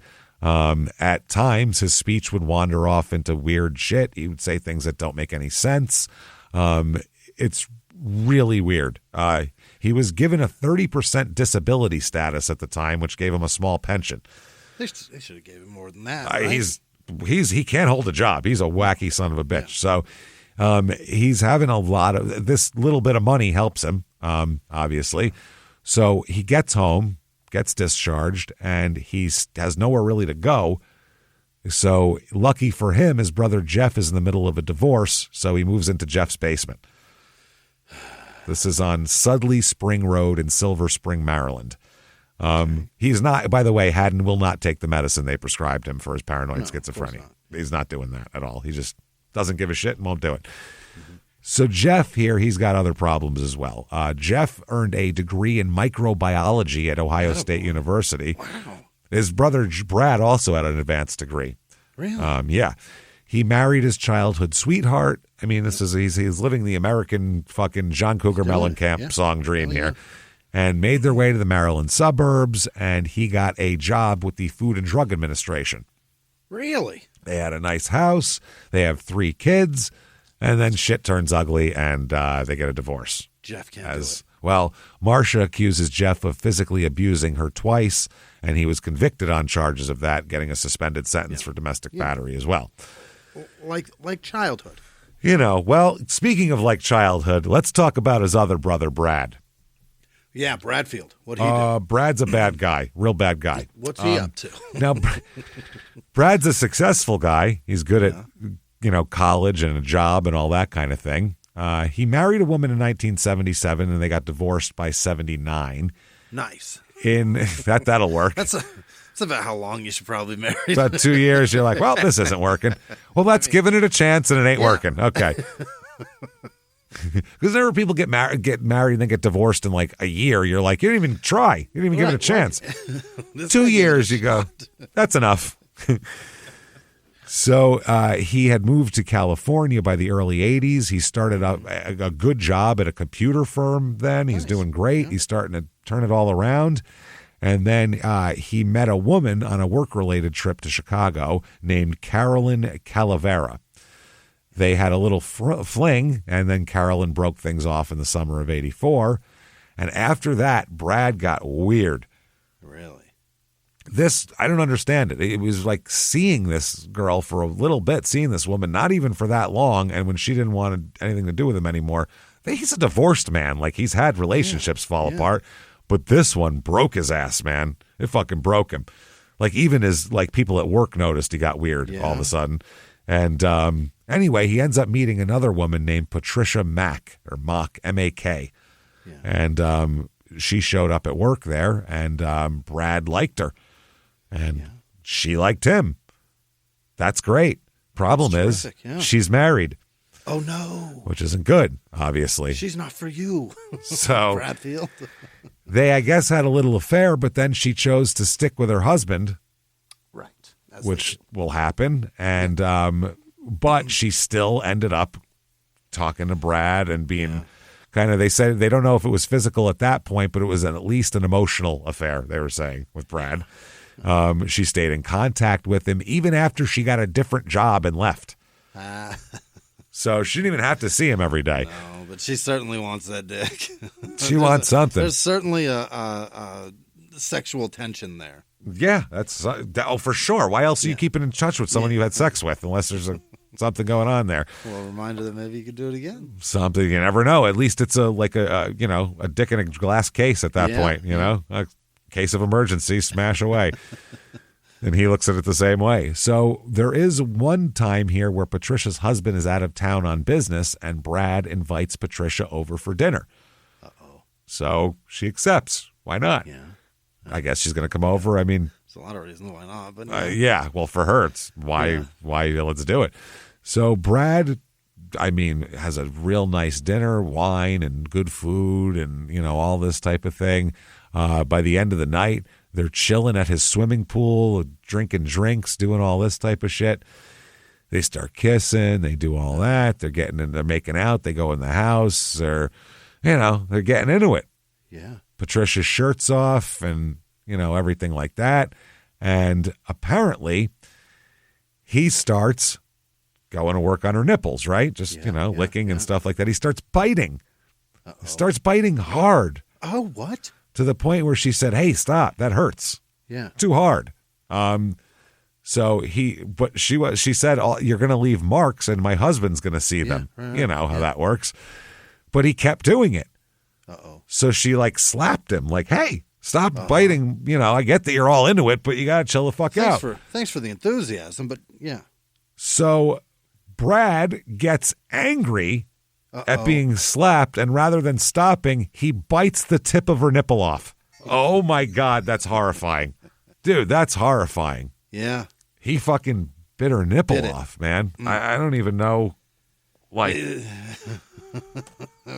She's in trouble now. Yeah. So she got away from him, but fell down crying in pain and bleeding, obviously. Yeah. So apparently a neighbor hears these screams, but doesn't know what's going on, so she doesn't call the cops. Oh?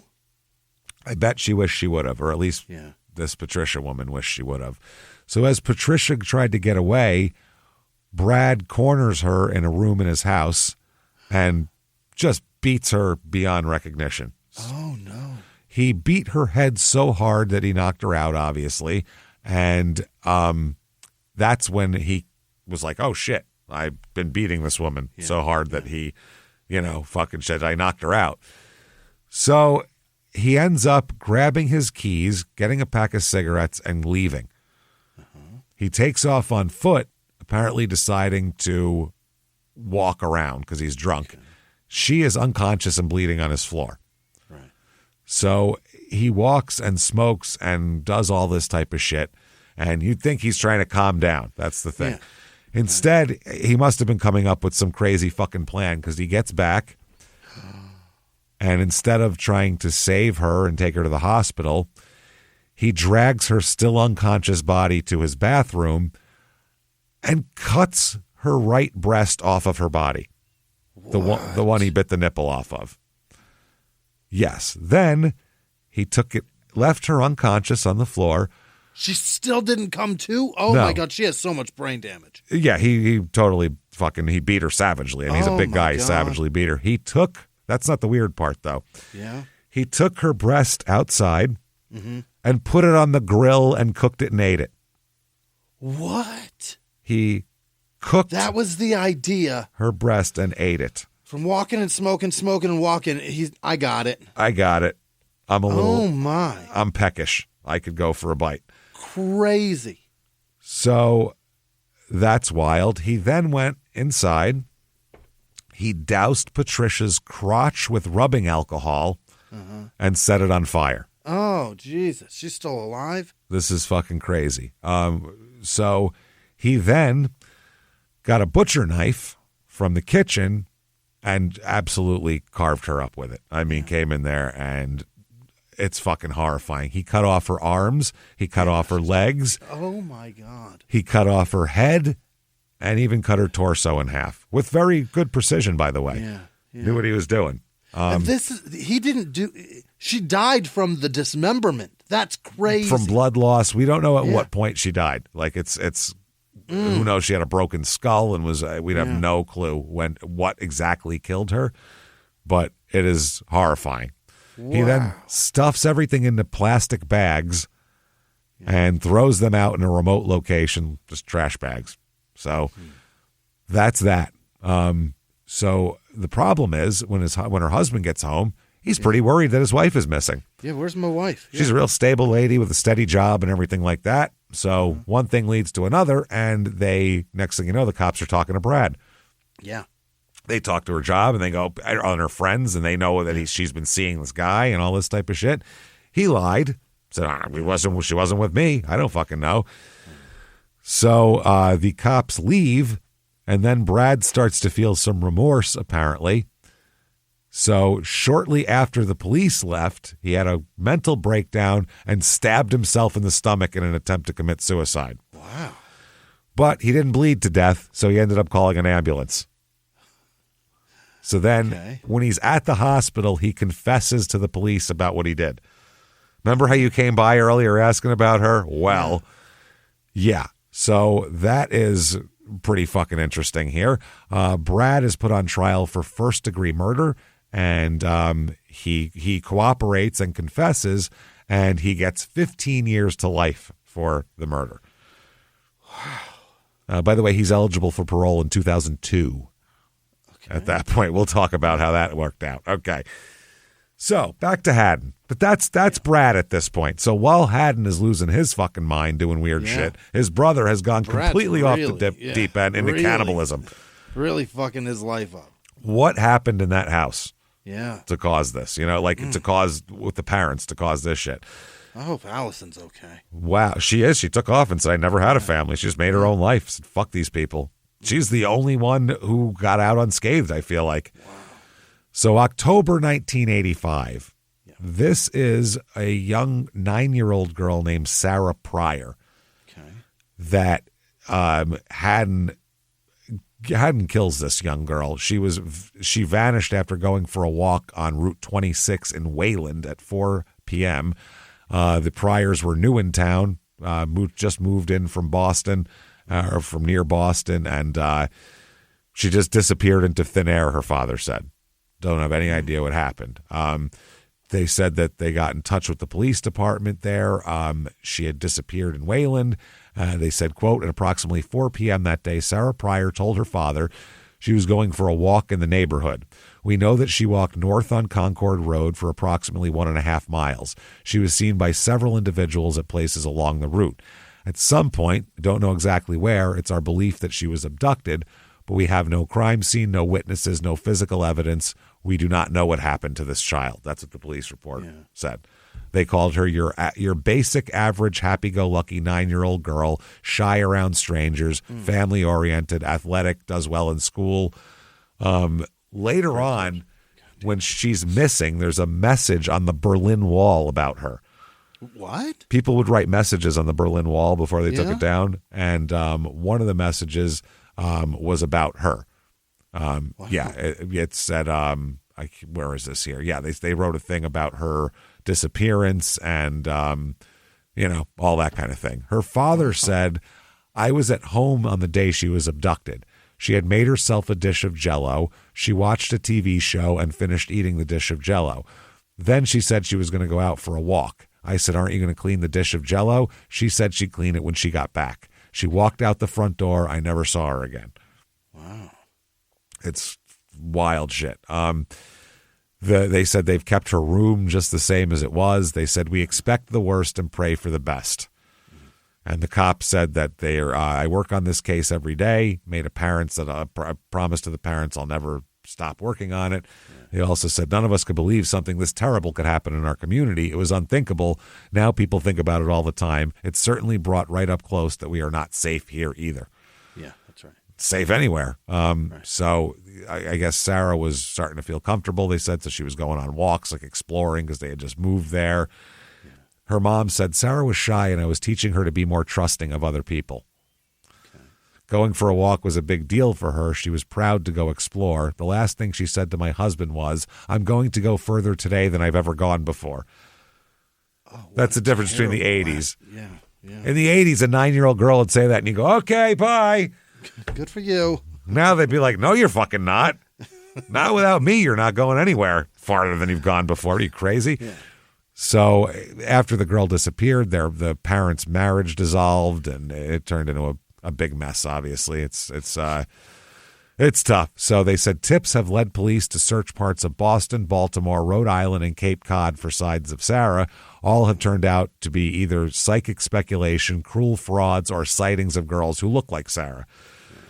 So they said, the parents said they stopped getting their hopes up after a while. The mother said she holds out no hope that Sarah's alive, but she hopes the killer will be caught. The mother says she's certain she knows who did it. Oh? A convicted murderer in Texas named John Wordy. She said that's who's responsible for Sarah's death. Why him?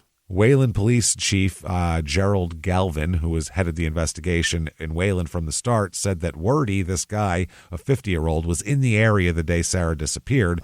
Witnesses reported seeing a car similar to Wordy stopped at various points along Concord Road on the afternoon of October 9th, 1985, and police believe that he had returned to Massachusetts in 1994 after being released early from his prison sentence for strangling a Texas teenager.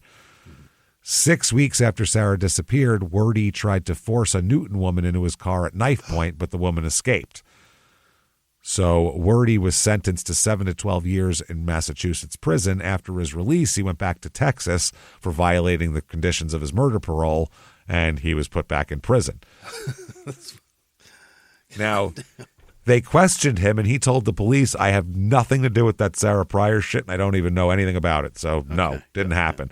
And he wasn't lying. It's not him. But in the paper, the mother's like, he fucking killed my daughter, period. And it wasn't him. Pryor's, that family, the Sarah Pryor's family, said that the Wayland police received anonymous letters that year on December 16th and 17th that said Sarah's body could be found in a well near 6 cottages protected by a row of pine trees. Yeah. They were typewritten letters postmarked from Boston, said the well was in Rhode Island, about 10 miles from the Massachusetts border. They said that Rhode Island police failed to turn up any trace of Sarah, though. They said the fact that they have not found the body is encouraging. Well, not really, because she's probably not. That's not great. We're real excited because we haven't found it yet. Yeah, so a lot of these people were psychics sending letters, too. which is getting hopes up and shit. They offer a reward. A $30,000 reward is offered. Wow. For information to get Sarah back. They said, we know that a 9-year-old little girl cannot have disappeared without someone knowing what happened to her. That's a fact. I can tell you what she's not doing is she didn't go get a job somewhere because she doesn't like it here. She didn't just fucking take off and start college. Like this is. We're real encouraged that we haven't found the body yet. She's probably off being successful somewhere. Yeah, I'm sure she started her own business and she's just, when you first start your business, it takes a long time to get it off the ground. She's been working hard. You'll hear about her soon when they write articles about her successful cupcake business. In 9.5. She's doing Miami. great. So early 1986, Haddon is arrested for shoplifting women's underwear. Okay. So we all knew he did that. He's getting brand new ones, huh? He wears the women's underwear under his pants. That's what he wears all the time. That's what he likes. During all of this, Haddon Sr., who had been suffering from pancreatic cancer, commits suicide. He kills himself. The move, right? That's the move. Pancreatic cancer is a tough one, and I don't know. One son is a fucking cannibal. Yeah. Got found out for cannibalism and murder. His other son is a fucking nutcase. I think this guy is just like, okay, his daughter left, ran away, never came back. I think it's just, I'm done. He probably felt like the pancreatic is penance for what he's given the society. Something. He should anyway. Yeah. So May of 1986, Jeff and Haddon, they're living together. Haddon has got himself a cooking job at a local country club. And, he's got some money saved up. He's got a pension check coming in too. So he pays his brother $500 in rent, which is a lot, actually, for a basement in the 80s. But he liked hanging out with his brother, and his brother needed the money. Okay. So that's kind of, his brother's going through a hard time. He just got divorced. He lost custody of his kids. And Haddon would help out by occasionally picking up the children for visits if Jeff was at work or something. Mm-hmm. So Jeff liked the extra money. He liked having help with the kids around the house. So they seemed to get closer. And especially after Brad ends up doing all this crazy shit and eating a woman, that brings them closer, which is interesting. And then their father kills himself, and that also now it's just us. Brings them closer. So the Clark brothers found solace with each other, basically, here. So Haddon, for once, was a source of comfort for somebody. Jeff liked having him around. Haddon went to his father's funeral, came dressed in his Navy uniform, even though he was obviously... I've been in the Navy in a long time, and you got kicked out. I was going to say, you got kicked out for being insane. This is not a point of pride. This is disappointment. He probably didn't have a suit. Think about it. It's probably his best suit. Oh, that's his only dress is his dress whites. Yeah. That shit is, it looks sharp anyway. If he could still fit it, that's pretty good. Good shit. Yeah, he's always pretty thin, so I think he could never, even when he's older. So it seemed like he's trying at this point. He would do well with Jeff's kids when they came, and Jeff said it was because Haddon's kind of a big kid himself. Okay. Said he never really matured past a certain age, so maybe that's the deal here. He said it this way. Jeff described him, quote, "Here was this 6'2" tall-inch man who was their emotional age. He was a playmate, but a playmate who could drive a truck to the park and choose the biggest swing." Yeah. Haddon was a playmate who had money to buy them candy and who taught them how to kill, skin, butcher, and cook rabbits he raised in our backyard pen. He was an adult with the social skills of an 8 to 10-year-old child. So they started arguing over money, though. And also Jeff started arguing with him about how close he was with the kids. You're hanging out with the kids too much. There is even, at some point here, Jeff decides that he saw and says later that he saw Haddon fondling himself in front of the children. Oh, Haddon. So he was like, that's about enough of that. Now, Jeff at the same time gets engaged to another woman. And so he kicks Haddon out in May of 1986. Like, listen, I got a chick coming in here and you're jerking it in front of the kids. You got to go. I mean, and mostly that second part. Mostly the second part. But she doesn't want anyone jerking it around my kids either. So he moved out. He finds a cheaper room on the other side of town for $150 a month. But he's pissed. He's pissed he got kicked out. He's not happy. Now, you'd think that he would just go, he's got a new woman coming in. He's going to get married. Not going to have my weirdo brother living here too during the honeymoon. But not him.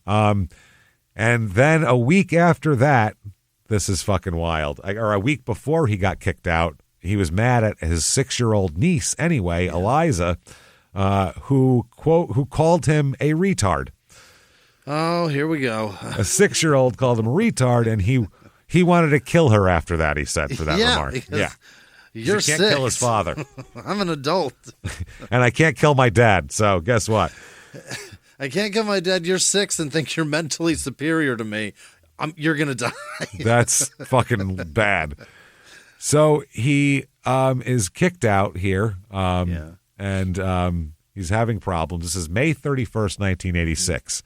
He's standing outside Jeff's home, and it's hot outside, and he's standing out there being pissy. And I guess he said he's there to get his stuff. He had more stuff there. Now, everyone was out. Everyone in the house was gone. So, there's that. And anyway, he's at the house. He's waiting to pick up a box of his shit. And as he starts going toward the house, a little girl walks up. Oh, God. A 6-year-old little girl named Michelle Dorr, Dorr. Yeah. And he knew her. He knew her from, he goes, oh, what's this kid's name? I know this kid. She is just a cute little girl with freckles and, she's Eliza's friend, his little niece. And his dad, or this little girl's dad, lives on the street, lives 2 doors away. And, and he's there on the weekends. So this girl's there on the weekends, hangs out with his niece on the weekends. So she's wearing a pink ruffled swimsuit.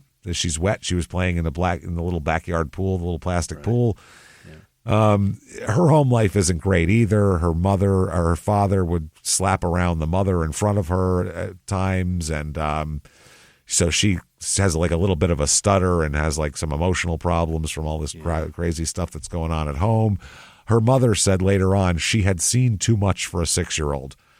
Oh. So back to this current day. The little girl asked, where's Eliza? And, Haddon said to himself, oh, I can get revenge on little Eliza here for calling me a name. Yeah. So he says, she's in the house upstairs in her room playing with dolls. You can go in if you want. Oh, boy. So Michelle walked up the house, went up the steps, and when she was out of sight, he went into the back of his in his truck and got his toolbox. Now, in there, his toolbox had his chef shit in it. Yeah. In there, he had his knife roll. Yeah. And so he takes his knife roll, and this is he selects a 12-inch long chef's knife and walks in the house. Yeah. Follows this little girl into Eliza's room, throws her to the floor. She didn't even know it was going. It happened so fast, she didn't even scream. She didn't even know it was happening. He threw her to the floor and slashed her with a backhand slash from left to right across her chest, and the second one went back the other way. She had basically a Z on her chest. Yeah. V. Yeah, no, it was like a Z the way he did it because it came back. Slash. Okay. It looked like the Zorro sign, basically. Yeah. He then.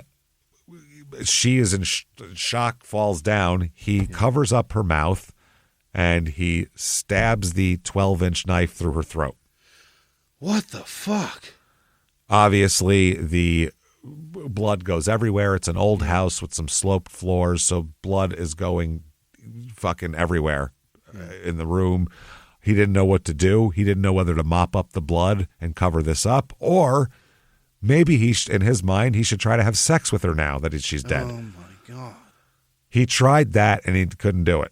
Yeah. So then he went downstairs, got some plastic trash bags. Did I say that? Yes, I did. Yeah. I didn't say trastic trash bags. Nailed it. Ran out to his truck, got some rags and his navy duffel bag, went back upstairs, stuffed her into a plastic bag, then put this body into a duffel bag. Then he mopped up the floor, wax on, wax off on that kind of shit. He said he did it like on an aircraft carrier, the way you'd swab the deck there. Everything had blood on it, and everything he could find with blood on it, he was sticking into trash bags. Yep. He cleaned up, to the naked eye, pretty decent. He threw the bags and the body in the back of his truck, and then he raced off to get to his chef's job about 20 minutes away because he couldn't be late. So, oh boy, people are obviously looking for Michelle. Clearly, Yeah. she's a 6-year-old girl. So this girl's father, Carl Dorr, he looked into the backyard several times. He didn't see Michelle.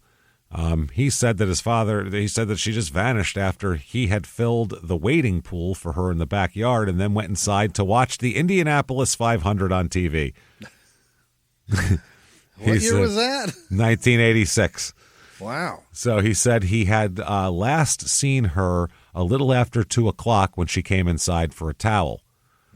So he said he wasn't worried at the time, though, because this is a safe street and it's, nothing exciting ever happens here. It's fine. It's going to be easy. He said, my daughter's probably down the street playing. That's what he thought with Eliza, which is her friend. So that's what he said. He goes, I looked out there. I didn't see her, but I figured she went down the street with Eliza. So he just said, whatever, and started paying a few bills while watching the Indy 500. She's 6. Dude, you don't just go, I don't know where my 6-year-old is, but I'm sure she'll turn up. Like, what the fuck? Finally, about 5:30, I said 5. It's at 3.5 hours. He just let this go. It's a long race, James. He waited till the fucking checkered flag, dude. You got to wait for Ray Hall to take the. He had to see fucking Al Unser Jr. take the whole thing. He had to sit. It's the only name I could think of from old NASCAR. I think it was Ray Hall that won, probably, or Mario Andretti. One of those fucking guys. So there's only like 6 fucking famous ones. I know. I don't remember from fucking Indy cars from back then. So he by that time it's 5:30. He walks down to Jeff Clark's house to see if his daughter's with Eliza. He finds Jeff in the backyard barbecuing. Really? Yeah. His kids are there. Jeff's kids are there. His new girlfriend's there. Eliza's there. No Michelle, though. Uh-huh. So Jeff says, I haven't seen Michelle all day. I got home and I've been barbecuing. I have no idea. And so they ask Eliza. Eliza says, I haven't seen her all day either. She didn't come down here to play with me. Okay. So Carl was like, what the fuck? So Carl walks around. He walks down to the street, doesn't find anything, starts knocking on doors. Have you seen my daughter? Is she over here? Is she talking to you? She has no idea. He doesn't know what to do. So he starts panicking, drives around the neighborhood, and then heads over to the police station and reports her missing. Yeah. When he does that, he becomes their prime suspect. Oh, my God. Really? Absolutely. Estranged father living off here. Yeah. He's watching her. She disappears. It doesn't look good. Right. So they said that the cop said that when a child disappears, you look at the parents or the caregiver first, especially if in a divorce situation, it's even more. They said it's 90% chance that it's either the parents or the caregiver that did something with the child. That's just statistics. Is that right? The detective here, Mike Garvey, who was the first cop to speak with Carl Dorr, said it's page 1 in the handbook. He said the more Carl was there, the more he looked like the guy. They said he had threatened his wife. He said that he would abduct their daughter just 3 months before, threatening the wife. Oh, bet he regrets those words. They've been battling in a custody battle for years. Yep. Carl was the last to see him alive, and they asked him to take a polygraph test. The polygraph examiner told them Carl might know more about Michelle's whereabouts than he was telling them, and the cop said, that's our fucking guy. That's our guy, yeah. Yep. Carl said, quote, it was good cop, bad cop. They were right in my face telling me I'd failed the polygraph exam and that it had been 24 hours and they knew she was dead. We were going to find her, they said, and when we do, we're coming to get you. Wow. So Carl's scared shitless. Also, Michelle's mother told the cops she thinks Carl did it. Really? So, I mean, they're just all on board Carl. They're not even looking at anybody else. Yeah. She gave them an extra motive. She said her estranged husband was trying to get out of paying her $400 a month in child support as well. So that would help. So he told the cops he loved his daughter. They said, no, you don't. He took a second lie detector test with a different examiner and passed it. Okay. So then he underwent hypnosis even to try to prove his innocence. Wow. He took sodium pentothal, truth serum, quote unquote. Okay. Yeah. And none of this convinced the cops, even though under hypnosis, truth serum, and lie detector, he said he didn't do it. Right. So, yeah, this is not great.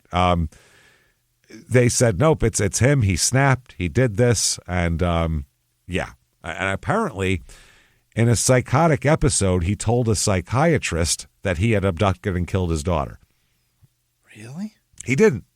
Why would he tell him that? He said, quote, I started hallucinating. I couldn't take the pressure. My brain was soup. When they talk about false confessions, they happen so fucking often. And this is why. We sit in our living rooms and watch this shit and, in the best possible conditions.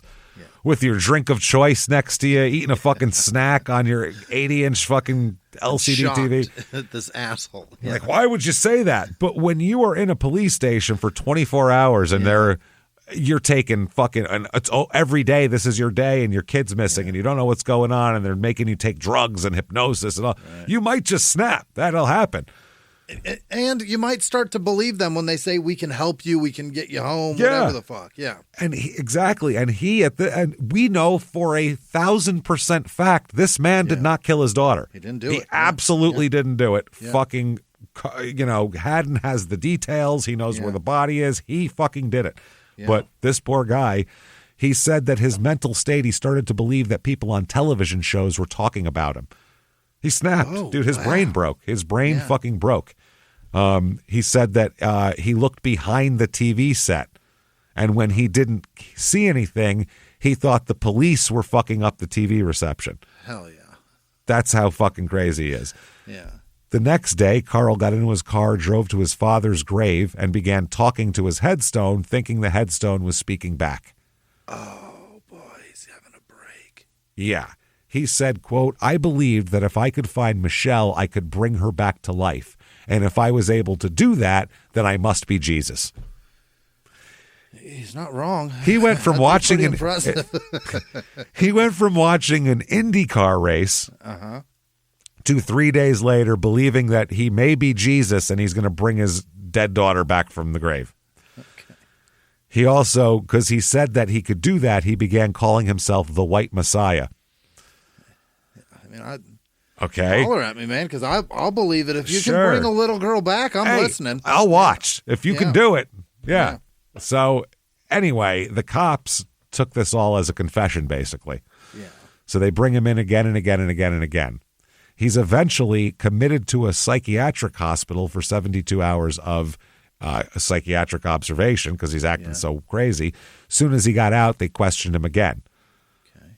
Now, he's just basically... The thing he did, though, he was ashamed that he had neglected his daughter because he knew that he should have kept a better eye on her. So he fudged the timeline.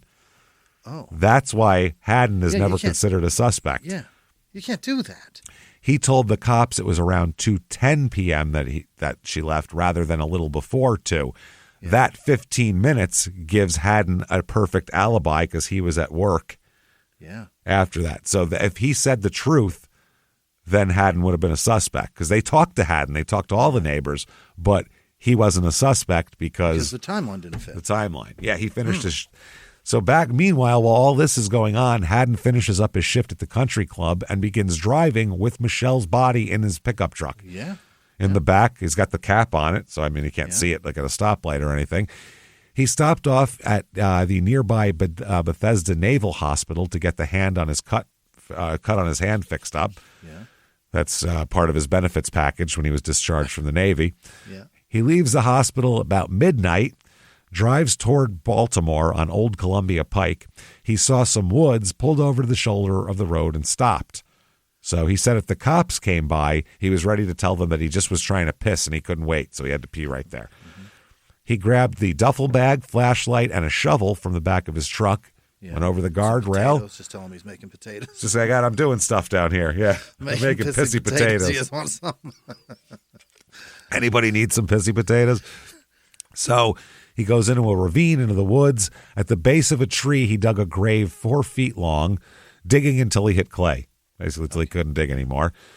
Took the little girl from the duffel bag and put her in there. But before he finished, he had one more thing to do. Yeah. He ate a piece of her. What is the deal? He had to taste it. I don't know what about this family causes two people to not only think I'll kill somebody, but I should probably see what they taste like also. Right. Sample it. Who the fuck thinks of that? We've covered a lot of murderers. Most of them don't think I should probably get a taste. Yeah, that's wild, man.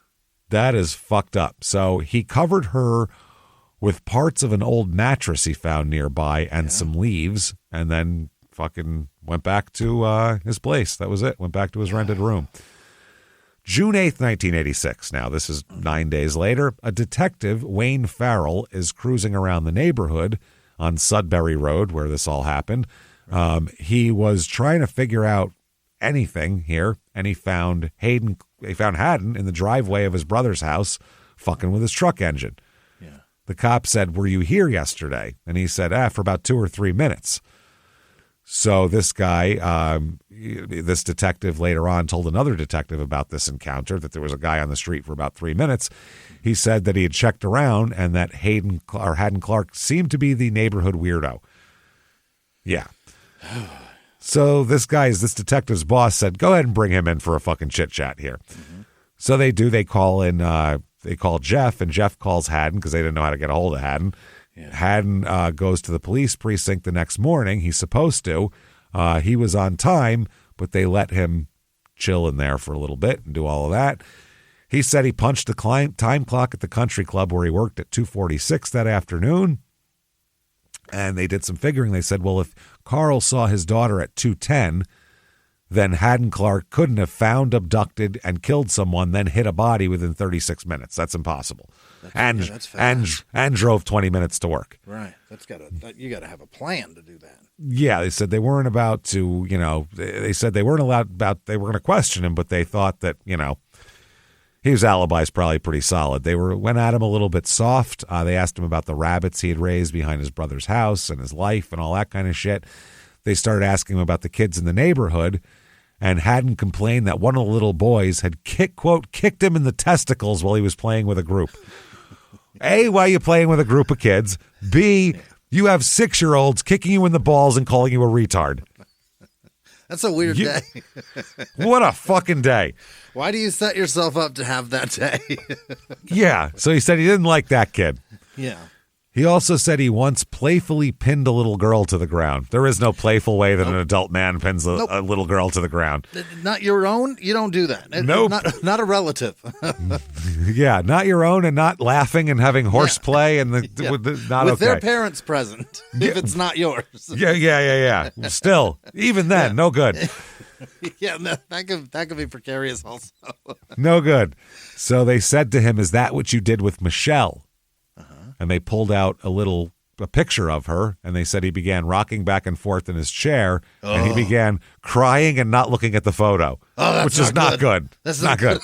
That's the worst response to this picture that you could have. It's the worst thing you could do. I've seen that kid. That's the right response. Yeah, that's the one. Rocking and crying is psychotic. and refusing to look at the picture. Again, bad. So they said again, "Is that what you did with Michelle?" And he mumbled an answer, and then out of nowhere he says, "I feel sick. Do you have a bathroom?" And he ran into the police station bathroom and began vomiting loudly into the toilet with the cop standing right behind him watching him like, holy shit. That's the craziest response to a fucking photo we've ever seen. It's a cute kid. You shouldn't be throwing up. Wow, Jesus Christ. This guy hates kids. He either hates kids or really loves kids. Hey, everybody, just going to take a quick break from the show to tell you about a healthy, delicious item, Hero Bread. And we're both trying to get healthier this new year.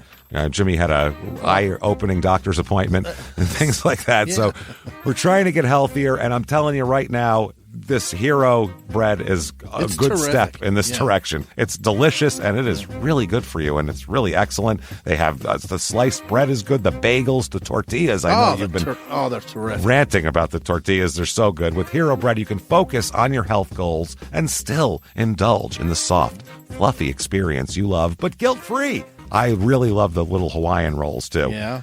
They're so good. The Hawaiian rolls, they're legit. They're fluffy. Yeah. They're exactly how you want them to be. You'd never know it's low-carb and high-fiber bread from the texture. You get the soft, fluffy experience you know and love with your savory breakfast sandwich, late-night grilled cheese, Taco Tuesday. Do it. No compromises, just flavor, ultra-low net carbs, 0 grams of sugar, high in fiber. It's fantastic. Hero Bread is offering 10% off your order. Go to hero.co and use the code SmallTownMurder at checkout. That's SmallTownMurder at HERO.co. And now back to the show. Hey, everybody, just going to take a quick break from the show to tell you a little bit about Life 360. It's a new year. Things are going on. You're juggling your family. You got school things to do. And I know you're always got a taking new your kids driver to in the sports. house? You have a new driver in the house like Jimmy does here. Yeah. You're juggling all this stuff.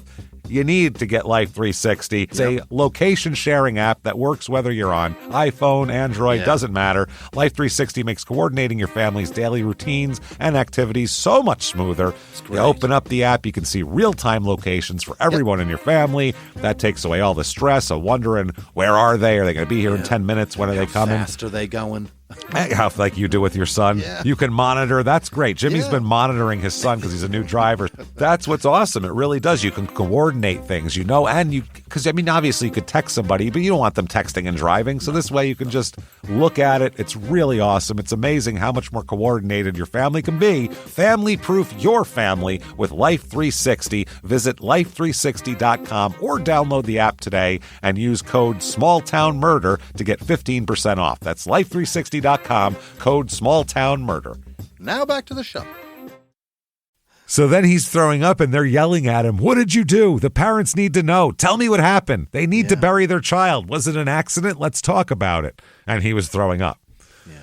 So what they did is, as he continued to throw up, they slid a photo of Michelle under the stall door. Oh, God, Jesus. Do you need more fuel for that vomit? And said, what did you do? Yeah. Between heaves, he said, quote, I don't know. I may have done something. Sometimes I black out and do things I don't remember. Oh, boy, that's a terrible answer. All of these are the worst answers you could possibly give. But he then said, but I was there at 2:46. I checked into work at 2:46, and the detective checked his notes. He had called the country club. He checked in at he fucking punched in at 2:46. So they were like, he may be crazy, he may be a weirdo, but he's not a time traveler. So there's no fucking way he could do this. He's a punctual weirdo. Yeah, he's a punctual weirdo. But they said there's no way the time frame works. So they don't know why he's reacting like this, but who the fuck knows? Carl Dorr gave him an alibi, essentially. God damn it. So this crime won't be solved now. They can't ever pin it on the father. They didn't do anything with Haddon, so it just goes cold as shit. So for the next few years, Haddon's mental state just goes to shit. It's not good. Oh, man, it's really bad. He stopped renting his room for $150 a month, even though he could very easily afford it, and starts living in the back of his pickup truck under the cat. Then he would often set up camp in the woods just off the interstate. Oh, boy. Yeah, nobody would hire him as a chef. Probably because he has like woodland animals in his beard and shit like that. Because he smells funny. Burrs stuck to his clothes. They're like, I don't think so. So he would pine needles in his face. He's working odd jobs as a gardener and things like that. He would work at fast food places. He'd do whatever just to. He doesn't need money. He doesn't spend it on anything. So November of 1987, he is stopped for speeding. In Montgomery County, Maryland. That's over 10 miles an hour over the limit. And then March of 88, he stopped again for speeding in Montgomery County. Same thing again. Perfect. So he needs ticket money. That's all he needs here. So he tried to get help a few times. One time he showed up at a veterans hospital and then stayed a few days, got a few doses of Haldol, and then took off and went back to the woods. Yeah. So a doctor's diagnosis was this, quote, his mental state is psychosis with questionable etiology. He states that birds and squirrels talk to him and keep him company. He's tearful at times with intermittent outbursts of anger and agitation. He's a potential danger to himself through poor judgment and self-defeating behavior. And he told the doctor, I think I have a split personality. I don't like to hurt people, but I do things I'm not aware of. Yeah, and you're a psycho Cinderella. This is fucking horrific. Wild shit. So He ends up he's boarding in 1988. He is staying at the house of an older couple. Yeah. But they asked him to leave because their daughter had to move into the house and wanted to use that room. Uh-oh. When he left, he stole tools, records, and some rare books. And also, he wrapped fish heads in plastic and hid them around the house. Oh, he fished them. He shrimped them, as the Al Madrigal joke it goes. He shrimped them. He shrimped them. Shrimped them up good. Yeah. That is a horrible thing. Yeah. There's this place I worked, they pulled a prank on this one kid, man. I felt so bad for him. It was Phoenix in the summer. Yep. And he didn't have air conditioning. Yeah. He was driving a Saturn with no air conditioning. Oh, no. And they put a fucking fish under his front seat when he got to work in the morning. Yep. And he worked, 9-10 hours of a 115-degree day and then opened the door. Yeah. And you can imagine how overwhelming that was. Yeah. He couldn't find it for a while. Oh, no, they left it in there? Oh, yeah. And then finally he found left it. in there. He couldn't find it. So he drove home and then finally found it. And then the car you could never get that out of the car. It was there forever. It was the horrifying. company I worked at, they had to retire a truck that they did that to me with a tilapia under the front seat. It'll do on it. A Memorial Day weekend. Oh, my God. With the windows up. And I threw up. I opened the door and threw up. He did too, I think. And they had to retire the truck. It was useless. At least that was a work truck where they just give you another one. This poor bastard, he drove a Saturn with no air conditioning, which is not a choice. That is the best he could get. And now he has a Saturn with no air conditioning that reeks of fish. They sent it out to detail it, and then it came back and it smells worse. You just angered the hive at that point. Just made it worse. It's a dead animal, man, and it just smells like death, and it never goes away. Nope. Late one night, he hanged their cat and left it on the doorstep. Dude, after it's already over, like he fished him, he shrimped him, and then he left, came back and hung the cat. That's not all either. We'll get back into more of what he did to them, he's just terrorizing these people with the worst things. He later told the detective, I knew that would get to him. I knew that would hurt him.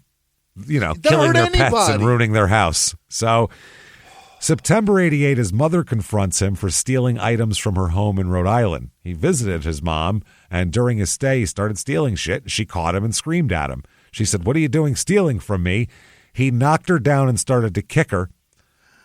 Then he got in his truck and tried to run her over. She dove out of the way just in time to not get run over by his truck. So she presses charges of assault and battery, and he gets 1 year of probation. She writes him a letter saying that he is dead to her and that she does not love him anymore, which is just what he needs. The right answers. She said she was going to pretend he was dead until he got some help from a veterans hospital. She said, always remember that your mother and father loved you. And she wrote the word loved in past tense several times. December 25th, Christmas Day, 1988, he's pulled over for speeding in Montgomery County, and they find an unregistered loaded .38 caliber handgun in his possession. Yikes. He got a suspended sentence and probation for that. Yep. Back to the people's house that he put the fish heads on here. His landlord said he seemed crazy and evil, and he booby-trapped the house. This is this is the same one. In addition to the fish head and the stealing and the fucking cat, he also balanced a 10-gallon can of oil on top of the door so that it would spill when it was pushed open. Like a cartoon. Yeah. And he sprayed black dye all over the living room carpet and hid the fish heads inside the family's piano, the chimney, the stove, all places you wouldn't look. Holy shit. They said in the chimney, he's going to smoke a fish head too. That is the only one that fucking probably will get that one probably the smells, smell will go away. Smells nice. Yeah, if you put a little pepper on it, a little garlic, that could smell okay. The charging document read, the smell of decaying fish permeated the house and was extremely difficult to eradicate. Yeah. His former landlord said his lifestyle is getting even, and then said, we feel scared. After that, he told us about getting even with other people, so they were still scared. He pleaded guilty as part of a deal which dropped the unlicensed loaded handgun offense. No jail time is served. Wow. and he has a suspended sentence and is assigned to a probation officer and ordered to get psychiatric treatment. There we go. That's the first time. That's good. Yeah. So he does, but he left it immediately after being admitted.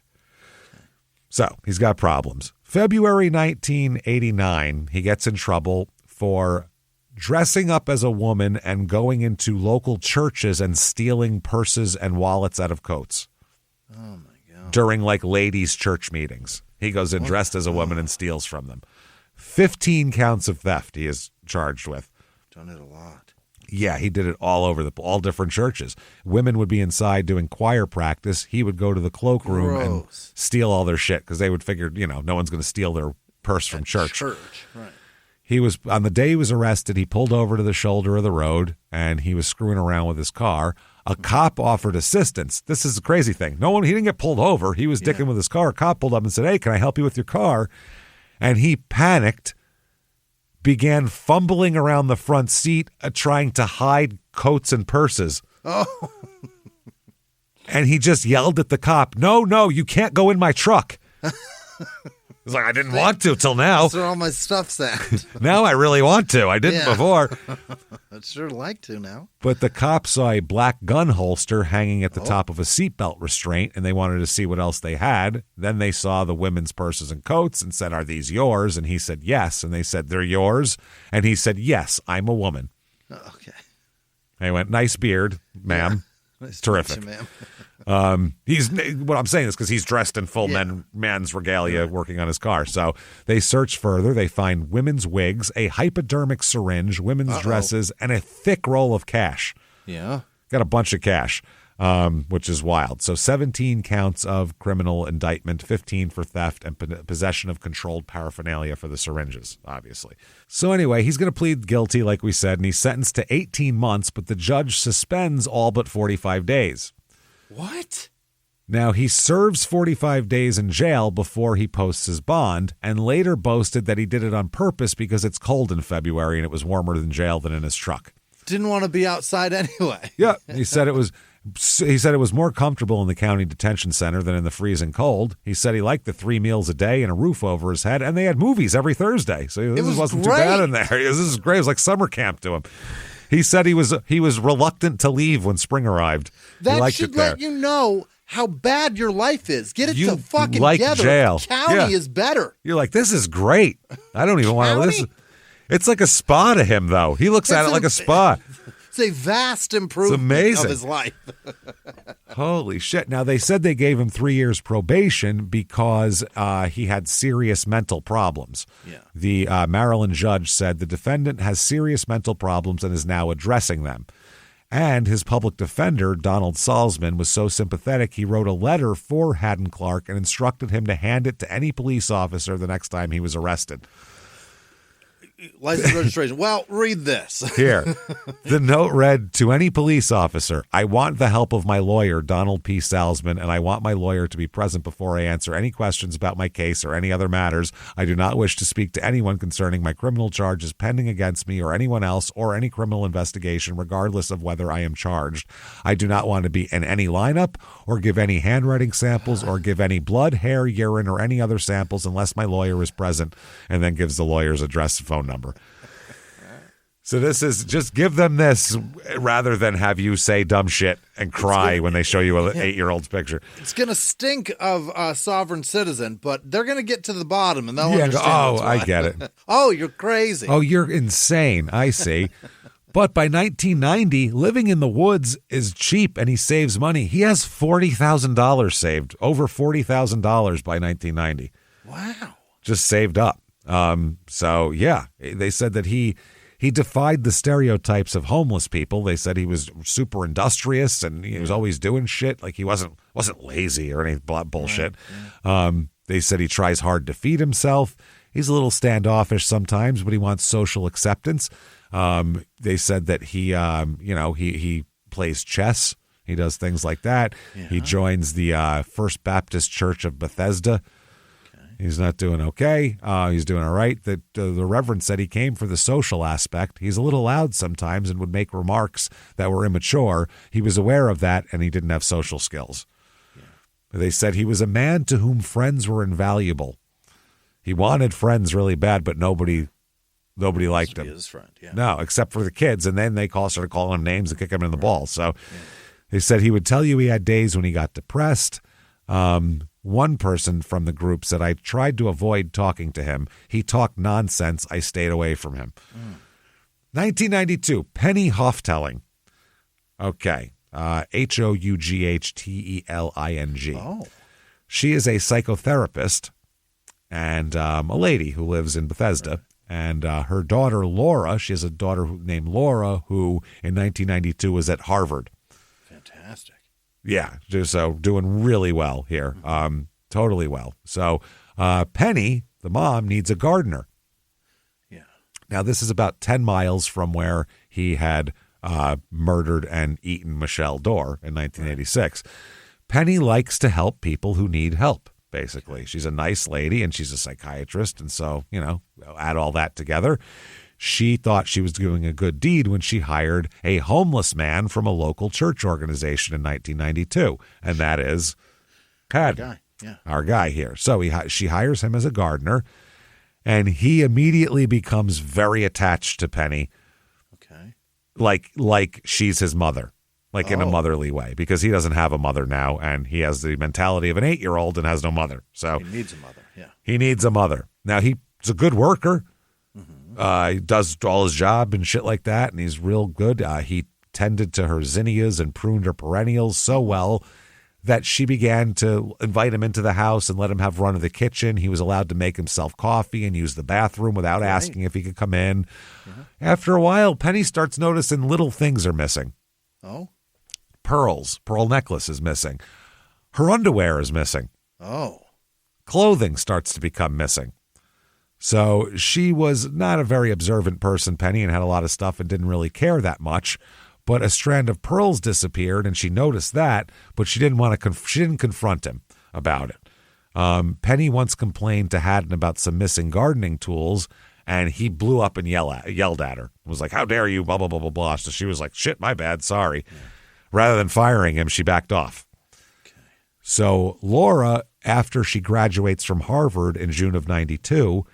She comes back home, and he doesn't like it because he's the child, and now her daughter's home, and she's paying all his attention to Penny, and he's jealous.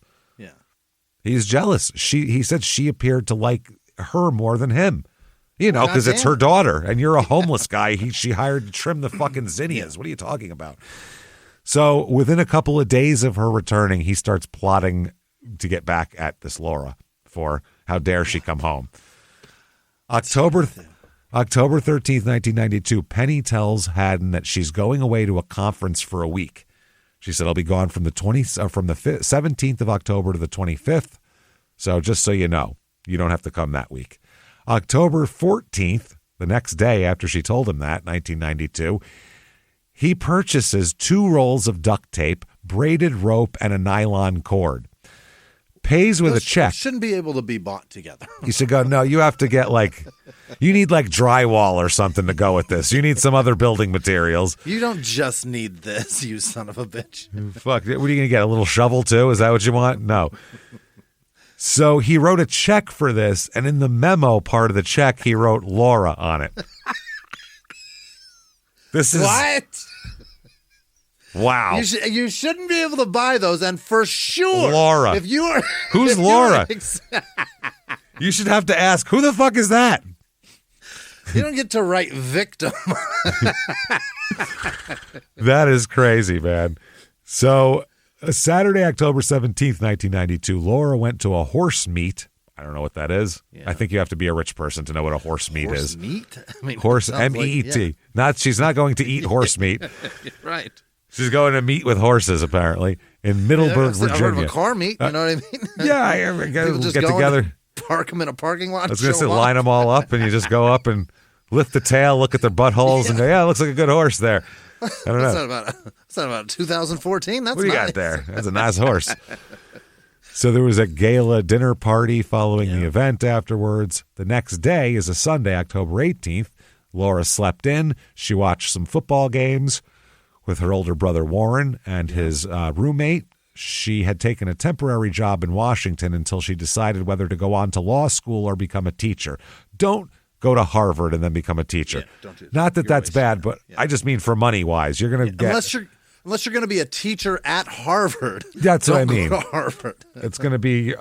you didn't need to go to Harvard to Right. get a job as a teacher is what You we're could have saying. done this at the community college. And not owed $200,000 in fucking student loans.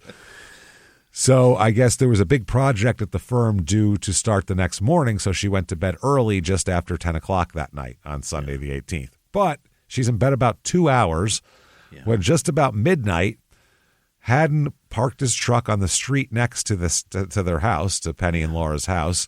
He went to Penny's gardening shed and grabbed the spare house key that was kept inside. Oh. He knew about that.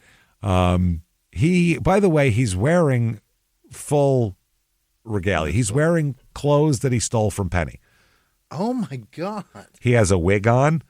What a nightmare. He has her underwear. He's carrying a black purse. He's wearing her lingerie. All the way to the purse? Purse, lingerie, blouse, slacks, underwear, purse, wig. Full costume here. So he's going as Penny, basically. Yeah, horror movie shit. He also wore a woman's trench coat, and underneath the trench coat, he concealed a .22 caliber rifle. Oh. He opened the door, tiptoed into Laura's room, used the gun to nudge her awake. Yeah. Okay. She woke up, and he yelled at her, "Why are you in my bed?" Okay. So, you awaken to a strange man dressed as your mother. Yeah. Pointing a gun at you and saying, "Why are you in my bed?" You'd have to think that was a dream at first, right? You'd close your eyes, reopen them like 3 times, and be like, "This isn't real," right? What the hell am I doing? Yeah. Laura just sat there. Spaghetti that late. What the fuck? God damn it. Spicy. Yeah. Don't eat Indian food, not past 7. God damn it. It's crazy. Did I have too much coffee tonight? So Laura just lays there, terrified. What the fuck? So he yells again, "What are you doing in my bed?" And she was like, "I don't know what the fuck you're talking about." Then he said, "Why are you wearing my clothes?" So Laura started to cry. She didn't know what to do. She's like, "What's happening?" Then he yelled at her, "Tell me I'm Laura. What in the fuck? Tell me I'm you." Yeah. So she said, "You're Laura. Please don't hurt me. I'll call you anything you want. Right. I'll call you fucking anything. I'll call you fucking President Eisenhower if you want. I don't give a shit. I don't give a fuck. Doesn't matter to me. You're it." Kermit the Frog. Great. Yeah. Please don't kill me.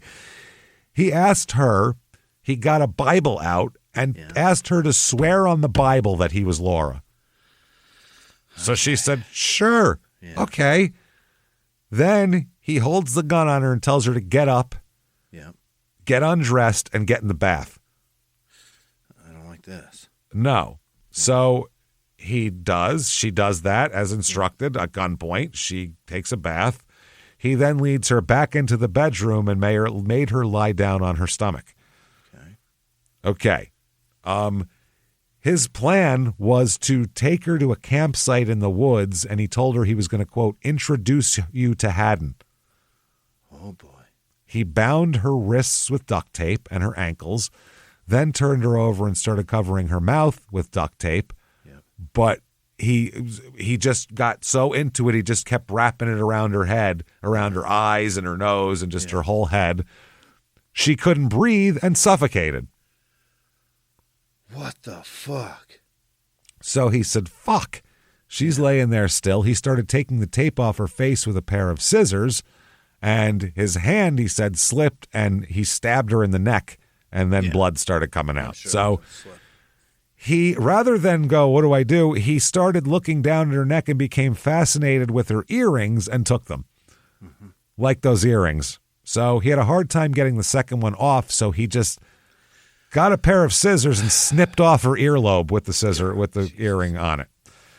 He then sat by her bed and just stared at her nude dead body for an hour. Oh, boy. At times, he said he touched her breasts, but said that he neither raped her or practiced cannibalism on her remains. Okay. So at 3 a.m, he wrapped her body in a queen-size sheet, threw her over his shoulder, and put her in a narrow bed underneath the cap of the rear of his truck. Okay, that's his bed that he sleeps on. He then went back inside, gathered up the bloody evidence, the sheet, the mattress pad, the pillowcase, carried him outside, along with Laura's high school ring, a crystal uniform, and some other, our unicorn, some knickknacks from her room, and some other personal shit he put in his pocket. Then he laid down and slept in her bed inside. Left the house at 8 a.m. Yeah. He was wearing the whole wig and carrying the purse. A housekeeper standing with a child waiting for a school bus would later tell the police she thought that was Laura headed out to her job, because Laura's about 6 feet tall. She's a real tall girl. Yeah, big gal. So they just thought it was Laura going to work. Wow. Instead, he got in his truck, drove 2 blocks to the parking lot of a nearby church, backed his truck into a corner of the lot, and went to sleep again, next to her dead body in the back of the truck. Sleepy fella. He's very sleepy. He's got he's all tuckered out. That's the thing. He's got to go and do a lot. It's wild that he brought a gun and then, just so personally didn't do anything with it. I don't think that's how he meant to kill her. I think he meant to kill her in a different way and accidentally duct taped her too much and went, oh, shit, I broke it. Yeah. He's like a kid who was trying to keep a fucking fly in a jar and then ripped a wing off and was like, oh, no, now what? Yeah. So the next morning, while he slept, Laura's employer is calling the house, getting the answering machine. She's never did a no-call, no-show. So they think it's odd. So they send someone to the house to look around. That's how dependable she is. They send someone out there.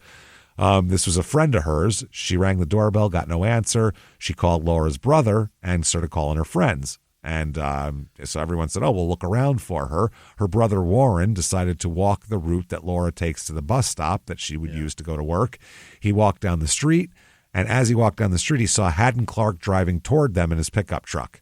Mm-hmm. He was planning on coming back to the house to steal more, but now everybody's there. Oh, my God. So Warren waved him down because he knew he was the gardener and was like, hey, do you know anything? Have you seen my sister around anywhere? And Haddon said, he pulled over and the guy said, hey, have you seen my sister? And as he's asking, he just guns it and takes off. His answers to questions are always wrong. They're always wrong. He could have just said no and then drove away. Nope, I don't know. I haven't been around. That would have been easy. So officer chase him, obviously. Fuck. So he decided I better bury her because they're looking for her. Yeah. So he stumbled with her, gets off to a spot on the I-270 just across the highway from his campsite, and he drops her about 20 feet from the road, digs a hole, digs a shallow grave, puts her in it, covers the body with dirt and leaves. In the months to come, though, animals are going to find this, and they dig her up, and they get into the remains quite a bit. And also later on, we'll find her wrists and lower extremities would rise above the ground from heavy rains washing the earth away. Yeah. So he's nervous. Fucking horrifying. So he drives north to toward New England here. In Rhode Island, he stops and stuffs the bloody sheets, mattress pad, and the items he stole from Laura in a self-storage locker that he rented yearly. Yeah. He keeps the pillowcase for himself, though. What? It's a trophy. It's a trophy because it's got blood on it. Yeah. So he drove back to Washington thinking he did a pretty good job. Wow. The cops in Maryland want to talk to him, though, because Warren and Penny both mentioned his name when his description was phoned into headquarters. They went, oh, wasn't this the guy who we thought killed that little girl? Yeah. Same area, 10 miles away. So they said that to Penny, and Penny said Haddon wouldn't hurt anyone. He's just a gardener. It's not him. He didn't hurt anybody. She's a psychotherapist, this woman. Yeah, right, right. She should know better. No, she wants the best of people. So the cops here, they go, I don't think so. So they remembered him vomiting in the bathroom and having, only getting off because of that alibi. Right. And the one guy said, Haddon Clark, absolutely. Let's go. Let's get him. That son of a bitch got away once. This is the cop on the phone. Let's go fucking get him. He said that, we'll wait till tomorrow, basically. So like OJ stealing his shit. Not this time. Not this time, motherfucker. So Haddon drove down to the same church parking lot near Penny and Laura's house. He went into his truck, found the bloody pillowcase, ran into some woods that bordered the church, threw the pillowcase near the base of a tree, and went back to his truck, and he fell asleep. So, by the way, at the scene of the crime at the house, they found a butcher knife on the kitchen counter. Her bed looked like it was scrubbed clean. It did show traces of a large amount of blood covering almost the entire mattress, though, on there. So they talked to him. A detective, Ed Tarney, sits him down and said, "Have you seen Laura?" He said, quote, "I'm so scared," and started crying. Oh, boy. Not the right It response. worked once before. Yeah, maybe that'll work. So they said, "Hey, there's nothing to be afraid of." And then Haddon got down on one knee and said, "Oh, God, I just want to die." Oh, I thought he was going to propose. You're the only person for me, detective. They said he was wearing a T-shirt, jeans, and a woolen sailor's cap. They asked him whether he thought Laura was pretty. He said he hadn't paid much attention to her. Okay. When they asked I'm just, out of just throw a question out. He goes, "What'd you do with her? What'd you do with her?" He pulled the cap down over his face and refused to talk anymore. He said, "Going inside now. I can't see you." Like the guy from Fat Albert. Like, yeah. Except with no eye holes. Yeah. And you're still there, man. An 8-year-old would do that. Right. Yeah. An 8-year-old would go, "I'm going to hide. Now you can't Yeah. see me." So the detective said, "We didn't know what we had at that point. We knew we had a nut, but was this head case smart enough to hide her body and clean up the crime scene? We just didn't know if he was that sophisticated." So they let him go. Really? Because they have no evidence. They just have he's acting weird. So that's interesting. Yeah, at one point they get him back. He's escorted by the head of a local homeless group named Sue Snyder. And the cops were gentle because they had nothing to arrest him on. And he's got somebody with him. Right. He had an alibi for everything except for the time Laura was killed. He said, "Well, it was the middle of the night, you're saying, so I was sleeping." Right. He left the station and began crying. And the Sue Snyder lady asked him why he was crying. And he said, "I feel so bad for Penny and Warren." So when Laura never turned up ever, the local cops did a complete search of the area. A dog from the canine unit led them into the woods near Penny's house that bordered the church. There they turned up one of Penny's bras, a woman's blouse, a high-heeled shoe, and the bloody pillowcase. Oh, boy. Taken to a lab, they determine it's the same blood type as Laura. Then they notice there is a single fingerprint on the blood. Oh? Yeah. So they haul in Haddon again while they're testing this. And he says, as he's being caught, as he's being hauled in, "I'm just a homeless man. I don't have any friends. I'll be jobless after this, too." And they said, "We found a pillowcase in the woods. It had a fingerprint on it. The print is yours." They don't know whose it is yet. They haven't tested. It's being tested. But they were hoping that maybe he would do something. He began whimpering and crying. That's not the answer either. They said, "What did you do with her?" And he said, "I don't remember." Bad answer. Oh. Bad answer. But you know what they had to do? They still let him go. Yeah, because they don't have anything. They don't have anything, so they had nothing to hold him on. Then they used search warrants. They examined his bank accounts, found a copy of the check that said Laura on it. They also located his campsite and searched it, but didn't find Laura. The next Sunday, he attended church. In the collection plate, he left a note that said, "Haddon I. Clark, homeless. Is life really worth living anymore, or is it time to commit suicide?" That's in the collection plate. He also sends the family, Penny and the rest of the family, a sympathy card that reads, "Just please give me a call when you're ready to do some gardening again. Also, I can bring you bagels on Friday, too." He's offering to pick up fucking bagels. He's like, "I'll make a bagel run." Wow, that is fucking wild, man. So the police obviously match up the fingerprints, and he's arrested on October 22nd, 1992 for murder. Yeah. They saw him. They peeked through the windows of the truck cap. He's inside when they arrested him. He's asleep, hugging a teddy bear. He's right? Fucking 8, man. He's an 8-year-old pervert. Something's super wrong. So they arrested him. They told him, "You're under the arrest for murder of Laura," and he said, "Okay." That's all he said. Yeah. Didn't fight, didn't do anything. They took him in a room, and they watched him through a one-way mirror. He looked around. They let him keep his teddy bear in there. Yeah.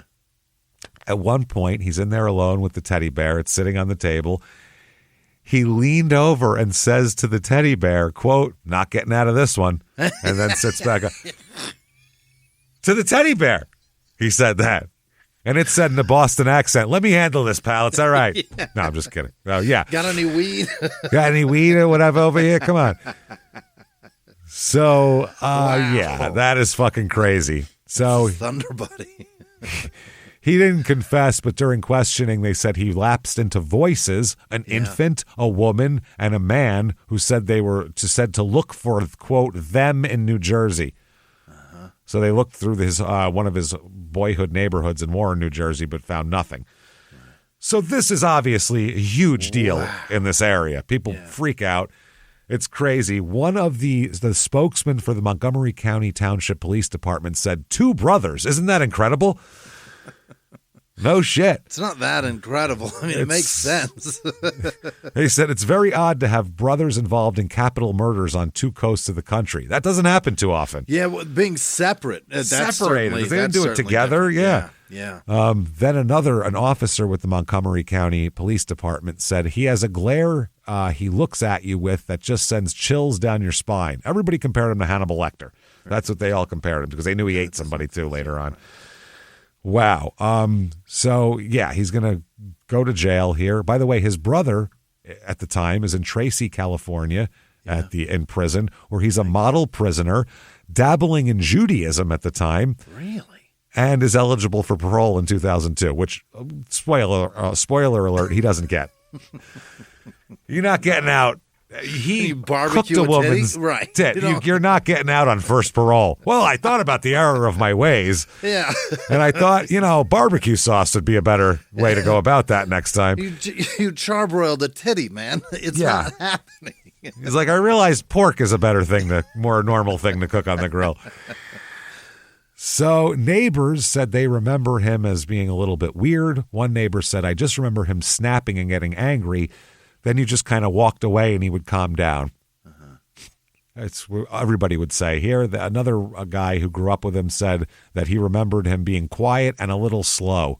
Yeah. But they remembered at one point Mrs. Clark, Flavia, trying to stop a snowplow from clearing the street so her 4 children could sled. That's what mom is like. Overbearing? What is that? I will stop. Yeah. No one can drive on this street because I want my kids to sled on it. It's crazy selfish. I'll change the entire day of everybody for my children to be able to run around. Okay. So they bring bloodhounds and find no trace of Laura here. The 2 dogs searched a square mile of woods here in Warren to try to find the scent of Laura here. The 2 dogs, Sherlock and Buford, which are very good bloodhound names. Yeah. Sherlock, because you're sniffing him, and a bloodhound just looks like a Buford. And also, they look like they would wear a Sherlock Holmes hat. If they could, that's what. Yeah. Well, it's like Best in Show when he's talking about. Yeah. He goes. Is that dog's name Buford? Are they from Buford? I don't know. No, they're from Pine Nut, whatever. Because it's Pine Nut. Will you stop naming nuts? I love that. What if you just put like a little pipe and maybe a hat on there? Is that allowed? I don't know if props are allowed, but so they did all this shit and they're looking for the dogs were given pieces of clothing belonging to both the victim and the assailant and couldn't find it. They said passage of time and rainy weather made it difficult there. Sure. So they keep bringing these dogs. They're not finding anything. Wow. January 1993, a letter arrives to police. It's a hand-drawn map transmitted by fax machine arriving at the police station in Wellfleet, Massachusetts. It depicted a cemetery in Wellfleet. It had been found in a pickup truck in Maryland that belonged to Haddon Clark. This is one of the things they found in his truck. The detective in Maryland sent it up there, okay? He had spent summers in this area at his grandparents' house. Eating oysters.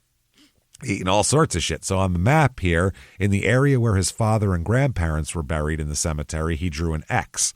The Maryland detective asked the Wellfleet police if they could see whether anything seemed out of the ordinary in the vicinity of the X. Laura's body was not found there, though. They said they drove down the road in the cemetery, came to the grounds by some oak trees where the Clarks have their graves. They said it was cold, getting dark right in front of the grave. marked Haddon Clark Sr., it was clear the earth had been disturbed. So they called the state police and they said there might be a body buried in this cemetery, to which they said, listen, let me tell you something, buddy. There's a lot. A lot of them. There's a few. The next day, they arrived with a dog that had been trained to find cadavers. They said, we're in the cemetery, and the officer starts rubbing the dog. She says, you want to go to work? Oh, that's a way to confuse the fuck out of that poor thing. Yeah, find it. Find a fresher one. One that's not in a box. Got anything newer, Buford? Well, they're also looking at, they're also sniffing at her belongings also, Okay, I think. yeah. So she said, go to work and find it. The dog runs back and forth. Nobody points him in any direction and anything like that. But in about 30 seconds, he's by the disturbed piece of ground and digging furiously. Oh, my God. So they call the police from Maryland. They arrive, and they said, we get shovels and dig up the spot, and me and the Massachusetts State Police and the detectives from Maryland, and nothing's there. They said they dig a little more. Still nothing. They said, it's winter, it's cold, it's damp. We're standing around a hole in the ground looking at each other, shaking our heads. He said, I know now what happened. I know most of what happened anyway, but for 8 years, I didn't know anything. Okay, we'll get to this. Now, in jail, this is before his trial's about to start, an inmate at the detention center where he's being held told police Clark had been sitting at a picnic table in the yard one day while people were playing volleyball. The ball rolled over toward him. They asked him to throw it back, but he didn't. He was sitting with his head in his hands and crying and saying, I shouldn't have killed her. I shouldn't have killed her. Oh, my God. Not good. No. So the day before the trial is set to start, he decides to plead guilty instead. So he pleads guilty to second-degree murder of Laura. Yeah. And the sentencing is, you, son, may fuck off 30 years in prison. That's a long time. For that. Okay, 30 years. Now, within days of his sentencing, his lawyers go to the prosecutors and said, he's ready to tell you where the body is. Really? Yeah. He buried the body in Rockville next to Bethesda in woods near a highway exit ramp. So. That's with his dad's grave. No, it wasn't there. He must have been doing that. He did something else there. Who knows That what he would have did been there. Absolutely bonkers. Crazy. If he buried a body on top of his dad. I mean, I know the mob would bury bodies under other bodies, but not on top of. Not on That's top. crazy. So when he's in prison now, he's boasting of his many murders. He's telling inmates details about how he killed Michelle Dorr, Laura, and others. Yeah. Now, obviously, they're not real big fans of child killers in prison here. And also, if you inform on a guy, you can get early parole. So you mix all that together. There's a guy named Lou Luciano. Hey, Louie. Yeah. He's a former Baltimore-based FBI agent, and he's done a lot of murder-for-hire cases, armed car robberies, kidnappings, homicides. But he said this case was different. When he's in prison, Haddon hung meat from his cell ceiling to let it rot, drew coloring book-like caricatures of his victims, and believed his white-bearded cellmate was Jesus, actual Jesus, and we'll talk about that. You have a cellmate and you're hanging meat in here? Yes. What the fuck? And he's so crazy, no one does anything. This Luciano guy said, you're dealing with multiple personalities. A guy eating moldy pork patties. He's a killer. He's a soulless individual. Behind those eyes, there is nothing. And he was the guy holding the cards because he had a pretty good idea where the bodies were. This guy conducted hours-long interrogations with Haddon, who attributed his murders not to himself, but to a persona he has named Kristen E. Bluefin. Oh, boy. That's my alter ego who I kill people. That's who kills people. And not me, it's Kristen. Kristen from my mother. From my mother who called him Kristen. Isn't that fucked up? God damn. I'm surprised his middle name isn't Retard. Yeah. Kristen Retard Bluefin. So he said, this Luciano said, there'd be times when we spent 7, 8, 9 hours with him, and he's talking about his alter egos. He's showing us his drawings. He's talking about people he killed. He's giving information up. Some of it we could corroborate and knew about. Some of it we knew. Some of it he was playing us. So he said that he signed his name Kristen and claimed that Kristen was a mean bitch, ate raw flesh, and loved hiding stuff. She's a mean bitch. That mean bitch, that Kristen. As Haddon started to demonstrate that his more forceful personality and more prolific personality was this woman, he began to become her more in the moment. He would shift back and forth. I think Kristen was probably his wall or his shield. Yeah. The drawings. Okay, I'll show you all of them at the end, or most of them, but I'm going to show you one here that's pretty creepy. He said his drawings are mostly women and landscapes, maps. They almost look like postcards. Wish you were here so I could kill you. He said, I'm featured in some of it, but it's always wide-eyed girls with blue eyes, and it is. Here is one of them. Oh, They're my so God. I don't like fucking that at creepy. all. No. Are they the creepiest? They're so innocent and so fucking creepy because they're so innocent. I hate it. They're really similar to the BTK drawings. Yeah. And very we'll talk about rudimentary, that. Very, very childlike. Quality of drawing, yeah. The way he does his lines look a lot like BTK, though. That's how BTK would draw the slick ad people and do all that shit. I don't like the part that he gave them to. It's no, they have like a fucking bald part, like a like a 40s man part that's been parting on the side too long. Hitler Youth shit. So, wow. During one of the interviews, Luciano asked him for a picture of Kristen, and he handed over a drawing of a blonde woman with big blue eyes. Now, it resembled FBI Special Agent Desiree Smith, the guy said. Oh. When they brought it to her, they brought her in to help. Yeah. Haddon gave her the picture and smiled and said, "You're Kristen." Oh, boy. They were like, whoa. And after that, he really opened up. Because he's like, oh. You're here. You're here. Okay. September 23rd, 1998, they talked to him about Michelle Dorr. Okay, they bring him into an interrogation room. They let him sit by himself. He starts making a series of gestures and sometimes makes, and he says are American Sign Language, but they're not. He makes yeah. He made up his own sign language. And he sang a song in there. That never, lyrics. That never indicates guilt. Nope. Lyrics are as such. Uh-huh. He's still working on me to make me what I ought to be. Took him just a week to make the moon and the stars, sun and the earth, and Jupiter and Mars. How loving and patient he must be. He's still working on me. There really ought to be a sign upon my heart. Don't judge her yet. There's an unfinished part. But I'll be perfect just according to his plan, fashioned by the master's loving hand. That is a wild song. He's singing creepy Jesus songs in there, man. And so throwing her in there. The detectives come in the room and hang a poster-sized photograph of Michelle on the wall. Oh, boy. This is the one that's appeared in all the newspaper articles and everything. They said, do you know who she is? And he said, yep. Yep. And now in one of his storage lockers, the police had found a collection of tools that his landlord said that they stole from him. Now, they showed him the pictures of the tools and asked if he could identify them. And he said, that's mine. I got that from my grandfather's workshop. That's mine. I got it when I was in high school. There was an old Vice that came out of my grandfather's shop up in Wellfleet. He used these tools to tune pianos. They showed him a collection of Chinese coins. Here we go. And he said, money, my coin collection. Yeah. And they said, you speak Chinese? And he said, yup. Yeah. They said, you speak Chinese? And he said, yeah. And he said, yup. Then they said, you speak Chinese? And he goes, yup, I speak German. No. That's not what we asked. They said, you speak Chinese. And then he took a big pause and he said, I don't speak Chinese.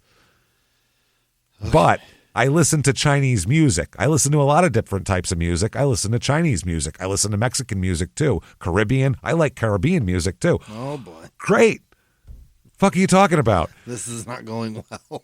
An hour goes by. They place a document several pages long in front of him with a warrant charging him with the murder. Yeah. The other detectives asked if he wanted some coffee. He said he did. The guy went to get it. They knew Clark would talk to himself, so they wanted to see what he would say. He turned the pages of the warrant, read them all, stopped and went, oh, well, guess I'm fucked. Yeah. He took the picture of Michelle from the wall and put it face down on the table, then sat with his elbows on his knees and clasped his hands and said, oh, well, going to court, as he slowly read through the pages. Mm-hmm. He rubbed his chin and he said, "Oh, well, I'm the Rockville Rocket. The Rockville Rocket, that's me." What? Then he said, "This could be a bunch of bullshit to try to break me." Okay. He spread his elbows on the table, put his head down on the warrant with such force that they opened the door and asked him if he was all right. Whack. Like bang. Yeah. Then he calmly folded the warrant up, put it in his pocket, and sat there and waited for his coffee. Okay. Now, the behavioral science unit here from the FBI, that's who these people are with, obviously. Detective Tarney, who'd pursued him for years, said that, the Maryland police took him to the FBI, the Mindhunter people, to see what the fuck's up.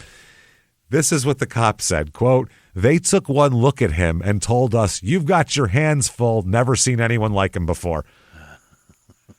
They went to, think about that. Go. Yeah. They went to fucking Holden, and he went, "Beats the shit out of me. That's a crazy one. Fuck off. I don't know. That's crazy." Yeah.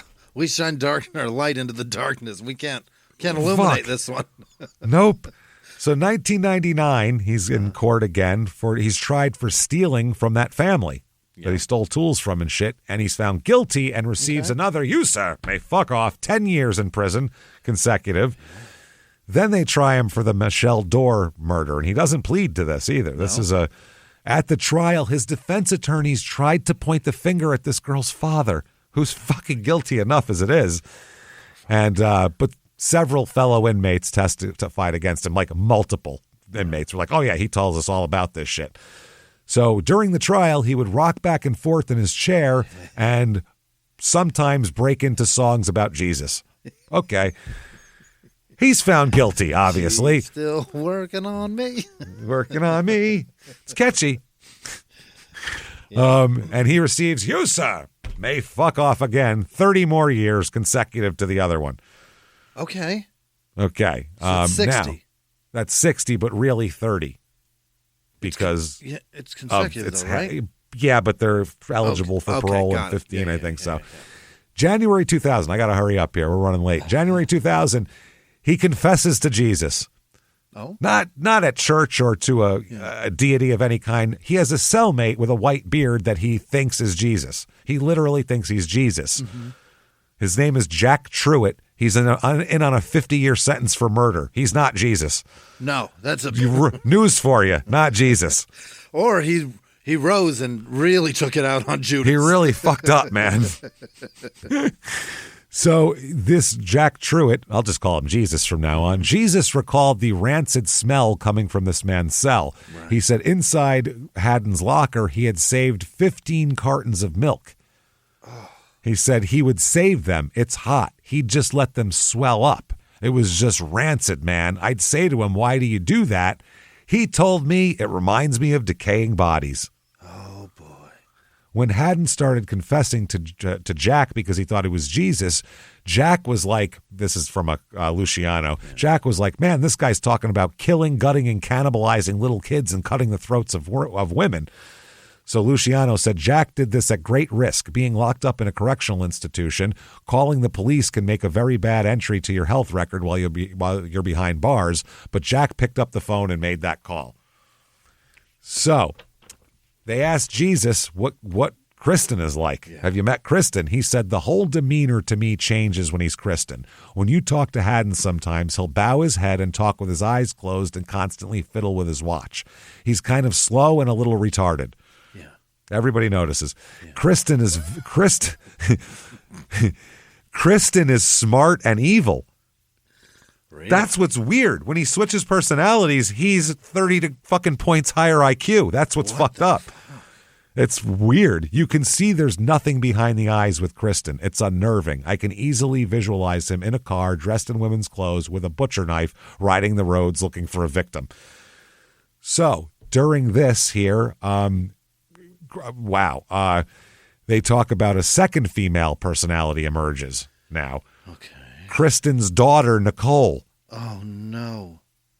The Jesus said, quote, "She is, I'm estimating, about 14 or 15. She's a pretty evil, pretty nasty person, a smart little kid with an attitude. She was mad because she felt the police were disrespecting her mother. When she'd stop and go to the bathroom, they'd take her to the men's bathroom, and she'd get mad." Yeah. On the way to Wellfleet, he got into a dispute with the detective and tried to bite him. This is Haddon. The detective said, Clark goes through these tirades. The night before we went to find Michelle Dorr, he didn't eat, got lethargic, and he just got comatose on everybody. It's just like an exorcism he goes through. This is what Jesus said here. The tirades are a result of a conflict between Haddon and Kristen. They're fighting inside. Oh, that's why. Internally, there's a battle in there. Jesus said, quote, it's a great thing to say. Jesus said, quote, when we went to get Michelle Dorr, Haddon's in the holding area and he won't talk to us. He's down on his knees, beating his head against the wall and talking in a crazy language. He was in turmoil. We didn't know it, but the problem was that Kristen told him not to tell anyone where Michelle was buried. So Clark began telling the detectives he wanted to die. He thought that it was a good day to die. So this guy, the detective said he held Clark's head in his lap for 20 miles in the car. He laid on his lap like a child. Then Clark tried to scratch him out of nowhere. He said, it's like a cat. It's like a sketchy cat. Like I was scratching and biting. Yeah. Fuck, I pet him 3 times. He bit me like the first 2. The next day, the detective said he rode from jail with a couple FBI agents and he tried that stuff and they tuned him up real cute. We brought him back and he's sporting this big black eye. The FBI just kicked the shit out of him. They didn't care. Like, you bite me, I'll beat your ass back here.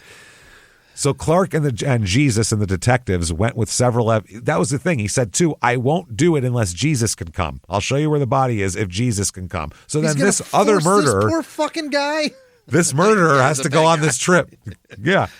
Wow. So they said that Clark changed at the station. He said he wouldn't do it. He had to be dressed in women's clothes with Jesus next to him. Then he'd do it. Yeah. So he said Clark changed at the station, a red wig, gray cotton blouse, sort of a pullover tan skirt with a pattern. I'm tempted to use the term paisley, but I think I'm wrong. That's from a detective who doesn't know anything about women's clothing. Paisleys are the design on bandanas, sir. You can say paisley. You fucked it all up. Or those 90s ties. Yeah. He told the detective he'd placed an old box spring over her, then covered her with dirt. The dogs worked for several hours without finding anything. One of the dog handlers took Clark aside and said to clear his head from all the people standing around being a distraction. He said he was about 10 or 20 feet from me, talking to the dog handler about what time of day it had been when he buried Michelle and where the sun had been. I looked down and saw a wire sticking up and started pulling it. It looked to be about the size of a child's bed. I said, Haddon, is this it? He came over, looked around at the trees and landmarks. Then he got down on his knees and started pawing at the ground like a dog. Oh, Jesus. Yep. So that's where she was. They found her there. Now, Jesus told the cops that if he wanted to discuss Clark's crimes, he had to address him as Kristen. Yeah. And this guy said when Clark finally called me, this person's talking, saying, hello, is this Haddon or Kristen? He said, who do you want? I can get him for you. I'll put him on. Well, I have some questions for Kristen. Is she around? And he paused and said, this is Kristen. What do you want? Oh, boy. I asked Clark if he would describe what happened to Sarah Pryor. He said, okay, that's the little girl we know, 9-year-old. Okay, that was 85 in the fall, an Indian summer kind of day. I was on my way to the area from Maryland to see my father. He lived in Sudbury, the town next door. My father was seeing another woman then. I think my mom and dad were divorced at the time. I just got out of the military. Things weren't going so good for me. I got to the house and he wasn't there. I had plans to help him move some things. I drove all the way to help him move some stuff and he didn't show up. It's canceled. Big deal, but it's very frustrating to drive all that way, and it's canceled. I was on my way home. I forget what route I came through Wayland. I asked this girl about directions. I was acting like I was lost. I already felt I was going to kill something. Oh, boy. I don't know what makes me feel that way. I know I have a problem. If I'm doing these things, I must have a problem, but no one gives me any help. Something makes me mad, and I take my anger out on anything. You get in my way, it's like a tornado. So I sort of lured her into the car, pulled her in, took her to a field. One thing led to another. I told her I wanted her mom, not her, and she didn't tell me where she was. I left her in the field then, covered her up, and went to like one of those stores to get plastic bags. I came back, put her in the bags. It was late in the afternoon. The only thing I left behind was her head. I dropped it just like I dropped the pillowcase in Maryland by mistake. He just lost a head. I headed back to Maryland. I knew the rest area where I could pull over and hide it and get it when I came back up. I think it was Rhode Island. I sort of buried it, put stuff around it so no animal can get to it, rocks. It wasn't a permanent grave site. I had already planned on going to Wellfleet to bury her at my grandfather's place. Wow. I wasn't worried about anybody finding her before I got back. I never had anybody find anything I didn't want them to find. That is so much information. He didn't so forget fucked up. A thing. No. He knows it. In 1997, a piece of bone small enough to fit in the palm of a hand turned up in a field in the town of Wayland. The fragment turned out to be a piece of Sarah Pryor's skull. And those are the only remains of her that have ever been found, is one bone fragment from her skull. Oh, my God. That's so fucked. That's so fucked, man. So, yes, he takes them all around trying to find different things. Then they talk about other murders besides those two little girls that he killed and everything else. One is a woman he said he met in Vermont in 1975 or 6 and drove to Wellfleet and killed her and buried her on his grandfather's property. Her body was not found. He also says he killed a woman who's buried in Provincetown Cemetery under a marker that says unidentified female body found Race Point Dunes, July 26, 74. He said that's his. That's a lot to remember. Yes, that's her marker. Oh, okay. Because they found her in the dunes and somebody buried her. In the newspaper story, she's referred to as the Lady in the Dunes. He said, in 1974, I was vacationing on Cape Cod at my grandfather's, and I went into one of my episodes. I was in Provincetown, and I came across a beautiful girl. I lured her into the dunes. I smacked her in the head with one of my surf casting poles, and then after she was unconscious, I had killed her, removed all her clothes, folded them neatly, put them under her body, and I did some things with her body. Yikes. I folded up her clothes real nicely, and I cut off her hands and stuffed her arms into the sand like she was doing push-ups. Then I took her... Wow. Then I took her hands and put them in her purse like a beach bag. I cut off a couple of her fingers and used them for fishing bait. I buried her hands in a different place. I didn't bury her because I was making a statement. I don't know why I was doing it. Maybe if you were a trained psychologist, you could tell me. So I wanted her to be found. Yeah, I want answers if you give them to me. Wow, that is fucking crazy. So Jesus has gone to all these places and everything. So December 15th, 2000, shortly before Christmas, he tells Jesus what he had buried in the Wellfleet Cemetery and that had drawn the cadaver dogs was the body of a little girl named Sarah. He also drew a map of some woods in Silver Spring where he said he had buried Michelle Dorr, which is where they found it. Jesus told his wife what Clark has said, and she called a state trooper she knew, and that's how this whole thing fucking happened. They end up digging up.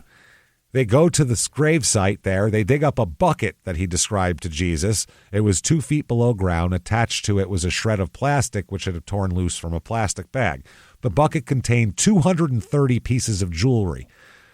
Valuable bracelets, earrings, little bead chokers strung on rubber bands like kids wear. Yeah. One of the items was a brooch with a winged female figure reclining against a blanket. Television reporters called it the Angel of Death. He said he wore that when he killed someone. That was his killing brooch. Yeah. He said someone else must have given it that name because he sure didn't. But he said the brooch belonged to a girl named Debbie whose car broke down in Pennsylvania during the 70s. Oh, boy. He gave her a ride, and she kept asking to drive his car, and he got annoyed, so he killed her and buried her. Oh, boy. Also in the bucket were a ring and a watch that Penny later recognized as having belonged to her daughter. 200 pieces of women's jewelry, dude. He stole this. This is all of his trophies. Yeah. These are his trophies. Wow. He claimed they all came from victims. Mm-hmm. That's crazy. So 2000s, they find the bathing suit that Michelle Dorr was wearing in a wooded area near a playground. With the help of Haddon and Jesus. Oh, boy. He's currently serving 2 consecutive prison terms at the Eastern State Correctional Facility in Maryland. However, Luciano says, if you're comfortable with this guy living in your basement or renting a room from you, then you put him on parole, because I don't know if he's getting parole. No. In prison, he occupies himself by reading the Bible. Really? He's often given to attributing quotations to it that aren't there. This is great. He will say, like it says in the Bible, ask a stupid question, get a stupid answer. That part's not in the Bible. Like it says in the Bible, fuck around and find out, you know? I mean, You know what I'm saying? As it says in the Bible, a penny saves, a penny earned. I mean, that's just how it is. Cliches and made up cliches in a trivia. He said at one point, like father, like son. You ever read the Bible? Oh, they just misdiagnosed him. The man's not retarded. He's just dangerous. He's just insane. He's fucking insane. He plays chess by correspondence with people whose names he gets from chess magazines. What? Plays with other prisoners, too. And he says if he feels they're cheating, he cheats, too. Michael Bay made a documentary about him. Michael Bay. Which is incredible because there's that whole story, almost 3 hours. Did you hear one explosion? No, none. Transformers, man? No explosions at all. Called Born Evil. That's on Max. Oh, Jesus. man. There's also a guy named John F. George wrote a book called Knowing Haddon, My Correspondence with the Cross-Dressing Cannibal. Yeah. That is available in paperback only on Amazon. There is also Born Evil, The True Story of Cannibalism and Serial Murder. That is available on, that's by Adrian Havel. That's some good information from this story came from that. Got to give that credit. There's that. I guess Havel interviewed and corresponded with Haddon Clark more than a dozen times for the account. The only names they change out of anything are Jeffrey Clark's kids because who cares? And then there's his art. Okay, Jimmy, let's look at some of his art. But first of all, you can buy one of his letters at serialkillersinc.net for $30. I feel like you could probably write to him and he'll write the fuck back. Oh, yeah, he needs, look, here's the one you saw that's creepy.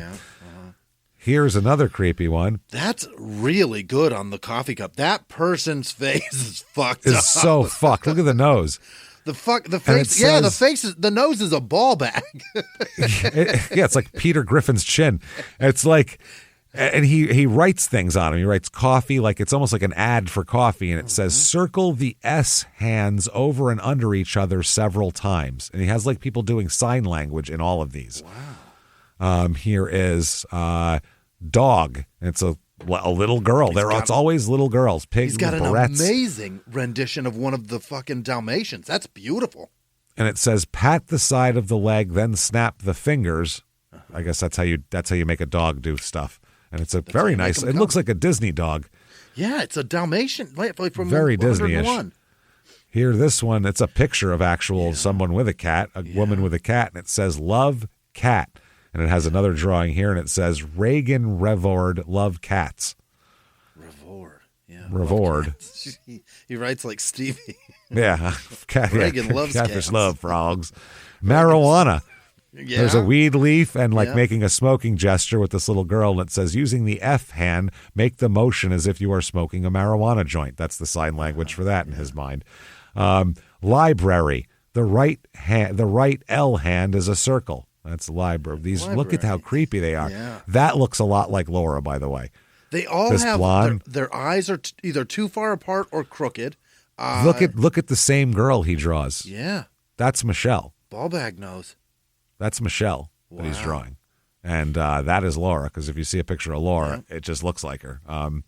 Here's another one. Circle the A hand toward the body alternately several times. TV and acting. My favorite actor is Clint Eastwood, but I have plenty of actresses I really like. Demi Moore, Michael Learned, Mary Beth McDonough, and quite a few others. Okay. That's what he writes. Quite a few. Home. And it says Los Angeles up there. That's for Reagan Revord. Home is in Los Angeles. And what's this? Who is Reagan Revord? Must have been the chick with the cat. Yeah. Onion. Onions make some people cry. And it's that same little girl with tears coming down her face there. Then there's a picture of Garfield that just looks traced. He didn't draw it. He just colored it. That looks like a coloring book picture. It's Garfield on a skateboard with a backwards hat. I don't get that. Then there's a frog here. Colored? Yeah. Again, that looks like a colored frog, but it sits on top of her head. Of a girl that he drew. Yeah. For some reason. Candy. Okay. And he's got M&Ms, like a photoshopped M&Ms on there. Lightning. He's got that. The girl Money. is always the same. Yep, the girl's exactly the same. How is he seen new money? Look at that. That's the new bills. Those are new bills. There you go, everybody. That is Haddon Clark. And like I said, top 10 crazy in history of this show, obviously. This guy is fucking nuts. And the world. And the world. Yeah, I'm sure there's crazier people, but I haven't heard of them. So We will get through the end of this very quickly here. Definitely shutupandgivememurder.com. Get your tickets for live shows. The 4/19, it's on 4/19. It's a Saturday night, April 19th. The 4/20 virtual live show. Crazy story, just like a live show, but in your living room or wherever the hell else you want to watch it, anywhere with Wi-Fi. Jimmy's going to get super stoned. I got all sorts of crazy shit to mess them all up there. Do that. Also, tickets for live shows, St. Louis, Chicago. You're up next, early May. I think it's the 6th and 7th. Get your asses in there and come see us there. It's going to be great. Chicago, the Riviera, some tickets available there. St. Louis almost sold out. Shutupandgivememurder.com. Head over to, where am I talking about? Social media. Patreon.com. Okay. Well, that's next. We're at Small Town Murder on Instagram, at Small Town Pod on Facebook. Patreon.com/Crime in Sports is where you get all of your bonus material. Anybody $5 a month or above, you get all the whole bonus shit, whole catalog of hundreds of them immediately upon subscription. New ones every other week, including this week. One Crime in Sports, one Small Town Murder, and how much do they get? Oh, you get all of it. Whole fucking thing here. So this week for Crime and Sports, we are going to talk about the Miami Dolphins bullying scandal. Again, I almost just said Dolphins bullying, which would be a nature show, not a sports show. And then for Small Town Murder, we're going to talk about the Amazon review killer, who's a sick fuck who kept young ladies chained up inside shipping containers. It's crazy shit. Talk about him. Patreon.com/Crime and Sports. And you get a shout out at the end of the show, which is right now. Jimmy, hit me with the names of the most wonderful fucking people who would never, ever do any of the shit that this guy did this week. Hit me with them right now. This week's executive producer, Angela Corey. Wow, thank you so much. You're an angel. That was very, very kind of you. You are she, wonderful, honestly. Lost her job and quit Patreon because of it. And then she came back to donate a giant amount of money that she didn't have to do. Thank you Angela, so much, that's very too. kind. Thank you. Very Gary kind. Howard also. Thank you so much. He's got a grandson that's getting bigger all the time. Other producers this week, brother. Peyton Meadows. Happy Hour is in Lafitte, Louisiana. Thank you, Happy Hour. Pleasure to see you. Janice Hill, Sherry Lynn Henderson, Audrey Allen. Every week with Janice Hill, and we never say thank you, so Janice nice. Hill. I hear your name every week. Thank you. Constant. Yeah, her You and, fucking rock. So nice. Jordan And Peyton, Bennett too. and Peyton Meadows. Yeah. And thank you. Unbelievable. Liz You guys Vasco. are so Those are nice. our regulars. Thank you guys. You do too much and you don't have to. We appreciate it. Thank you. Sherry Lynn Henderson, Audrey Allen, Ricky Hargett, Taylor Marcelino, Goldino with no last name, Joshua That sounds Gary like Alley a with magician. no last name. The great Goldino. The great Goldino. Yes, he makes pizzas. Jace Chancellor, Kaylin, is that Kaylin? It is Kaylin Saros, Chris Bourne, that is Jason's brother, right? Abel Martinez, right? Is it Jason Bourne? Yeah. Sandals with no last name. Beats the Rebecca shit out of me. Brookshire. You didn't watch those movies? Me Nah, neither. not I know. I don't like action shit. Don't care. I understand pop culture references. Ashley Young, Holly Stansberry, Dakota Jenkins, Stephanie Deese, Abby Bowden maybe, Cameron Kraft, Lisa Stelter, yes, Hayden Smith, Samantha with no last name, Sam O'Connor, Elizabeth Jacobs, April C., Sam Coleman, Derek Schwab, Tiffany West, Bob Soa, Jody Moore, Alexandra LeClaire, Carrie Fowler, James Wilkinson, Naomi with no last name, Ash Egan Burke, Daniel Hardesty, Allison Rainford, Justin Johnson, Shane McDowell, Sludge Monkey, gross, Amanda Smith. You nasty fuck. A sludge monkey sounds like a poop dick. That's vile. Yeah, it does. Anita Falk, Joe Bryant, Kathleen Schmidt, Alyssa Wilson, Lola Brown, Michelle Wood, Jessica Jones, Robin Noguchi, Elliot Worm, Zach Duffy, Matt Harris, Doug Rose, Bruce with no last name, Waki. Oh, that's gonna be a correct autocorrect. An autocorrect on your end. Agbenya? Yeah, Wake is not the first name. It's something else. Agbenya, though, is your last name. Laura Joe, Tiffany Osborne, Laura with no last name. Montromancer, Bradley Germain, maybe German, maybe German. We don't know. Sophie Hull, Jenica Angus. She signed up twice. Thank you, Jenica. Wow. Thank you. Tommy with no last name. Danielle with no last name. Whiskey with no last name. Cassandra Hegabo, Bad News. James Mahaffey, Christina Brennan, Madison Parker, Missy Johnson, Nancy with no last name, Luis Block, Lois. Nope, it's Luis. Cassie Wernley, Staff Staff Mago. I don't know what you want me to say. Rebecca Reifschneider Gochi. I think. right. Julie Sanchez, Reba Why Talbot, Tara with no last name, Laura Berg, Kaya Stroh, like the beer, Kachina Cameron right. Jacobson. She's got Stroh's money. Teresa, not a stat. Old-timey beer money. Not a lot of money there. It's like $1.90 for like a 12-pack. Next thing you know, fall staff person's going to be here bringing that old money.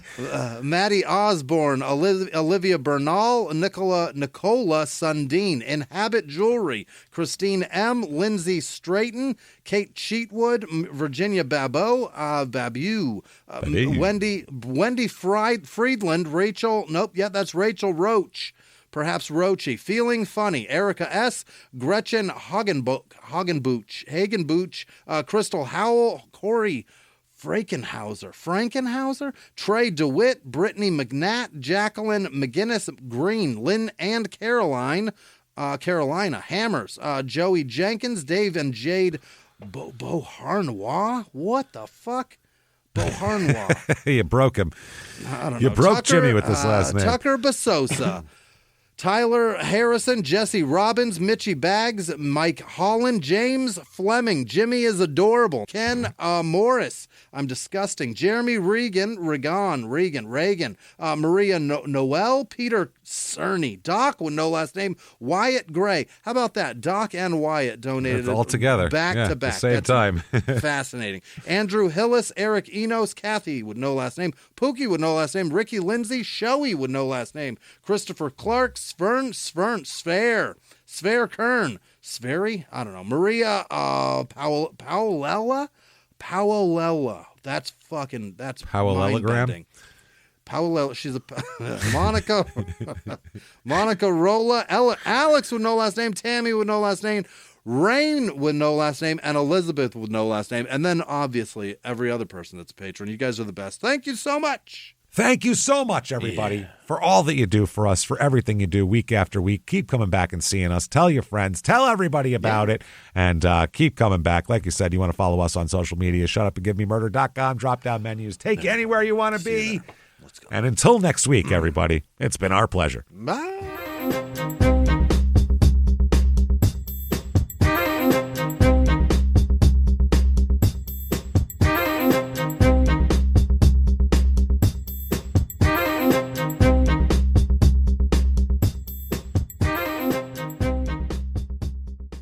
If you like Small Town Murder, you can listen early and ad-free now by joining Wondery Plus in the Wondery app or on Apple Podcasts. Prime members can listen early and ad-free on Amazon Music. Before you go, tell us about yourself by filling out a short survey at Wondery.com/survey. Hey everybody, we have some exciting news that we want to share. If you want to go on an adventure with Generation Y, we'd love for you to join us. January 26th through the 30th, 2026, we'll be sailing from Miami to the Bahamas on Wondery's first ever true crime cruise aboard the Norwegian Joy. Aaron and I will be there to chat, hang out, dive into all things true crime, and we're thrilled to be joined by some familiar voices in the true crime podcasting world. Surti and Hannah from Red Handed, Sashi and Sarah from Scamfluencers, and Carl Miller from Kill List. Super excited to hang out with them too.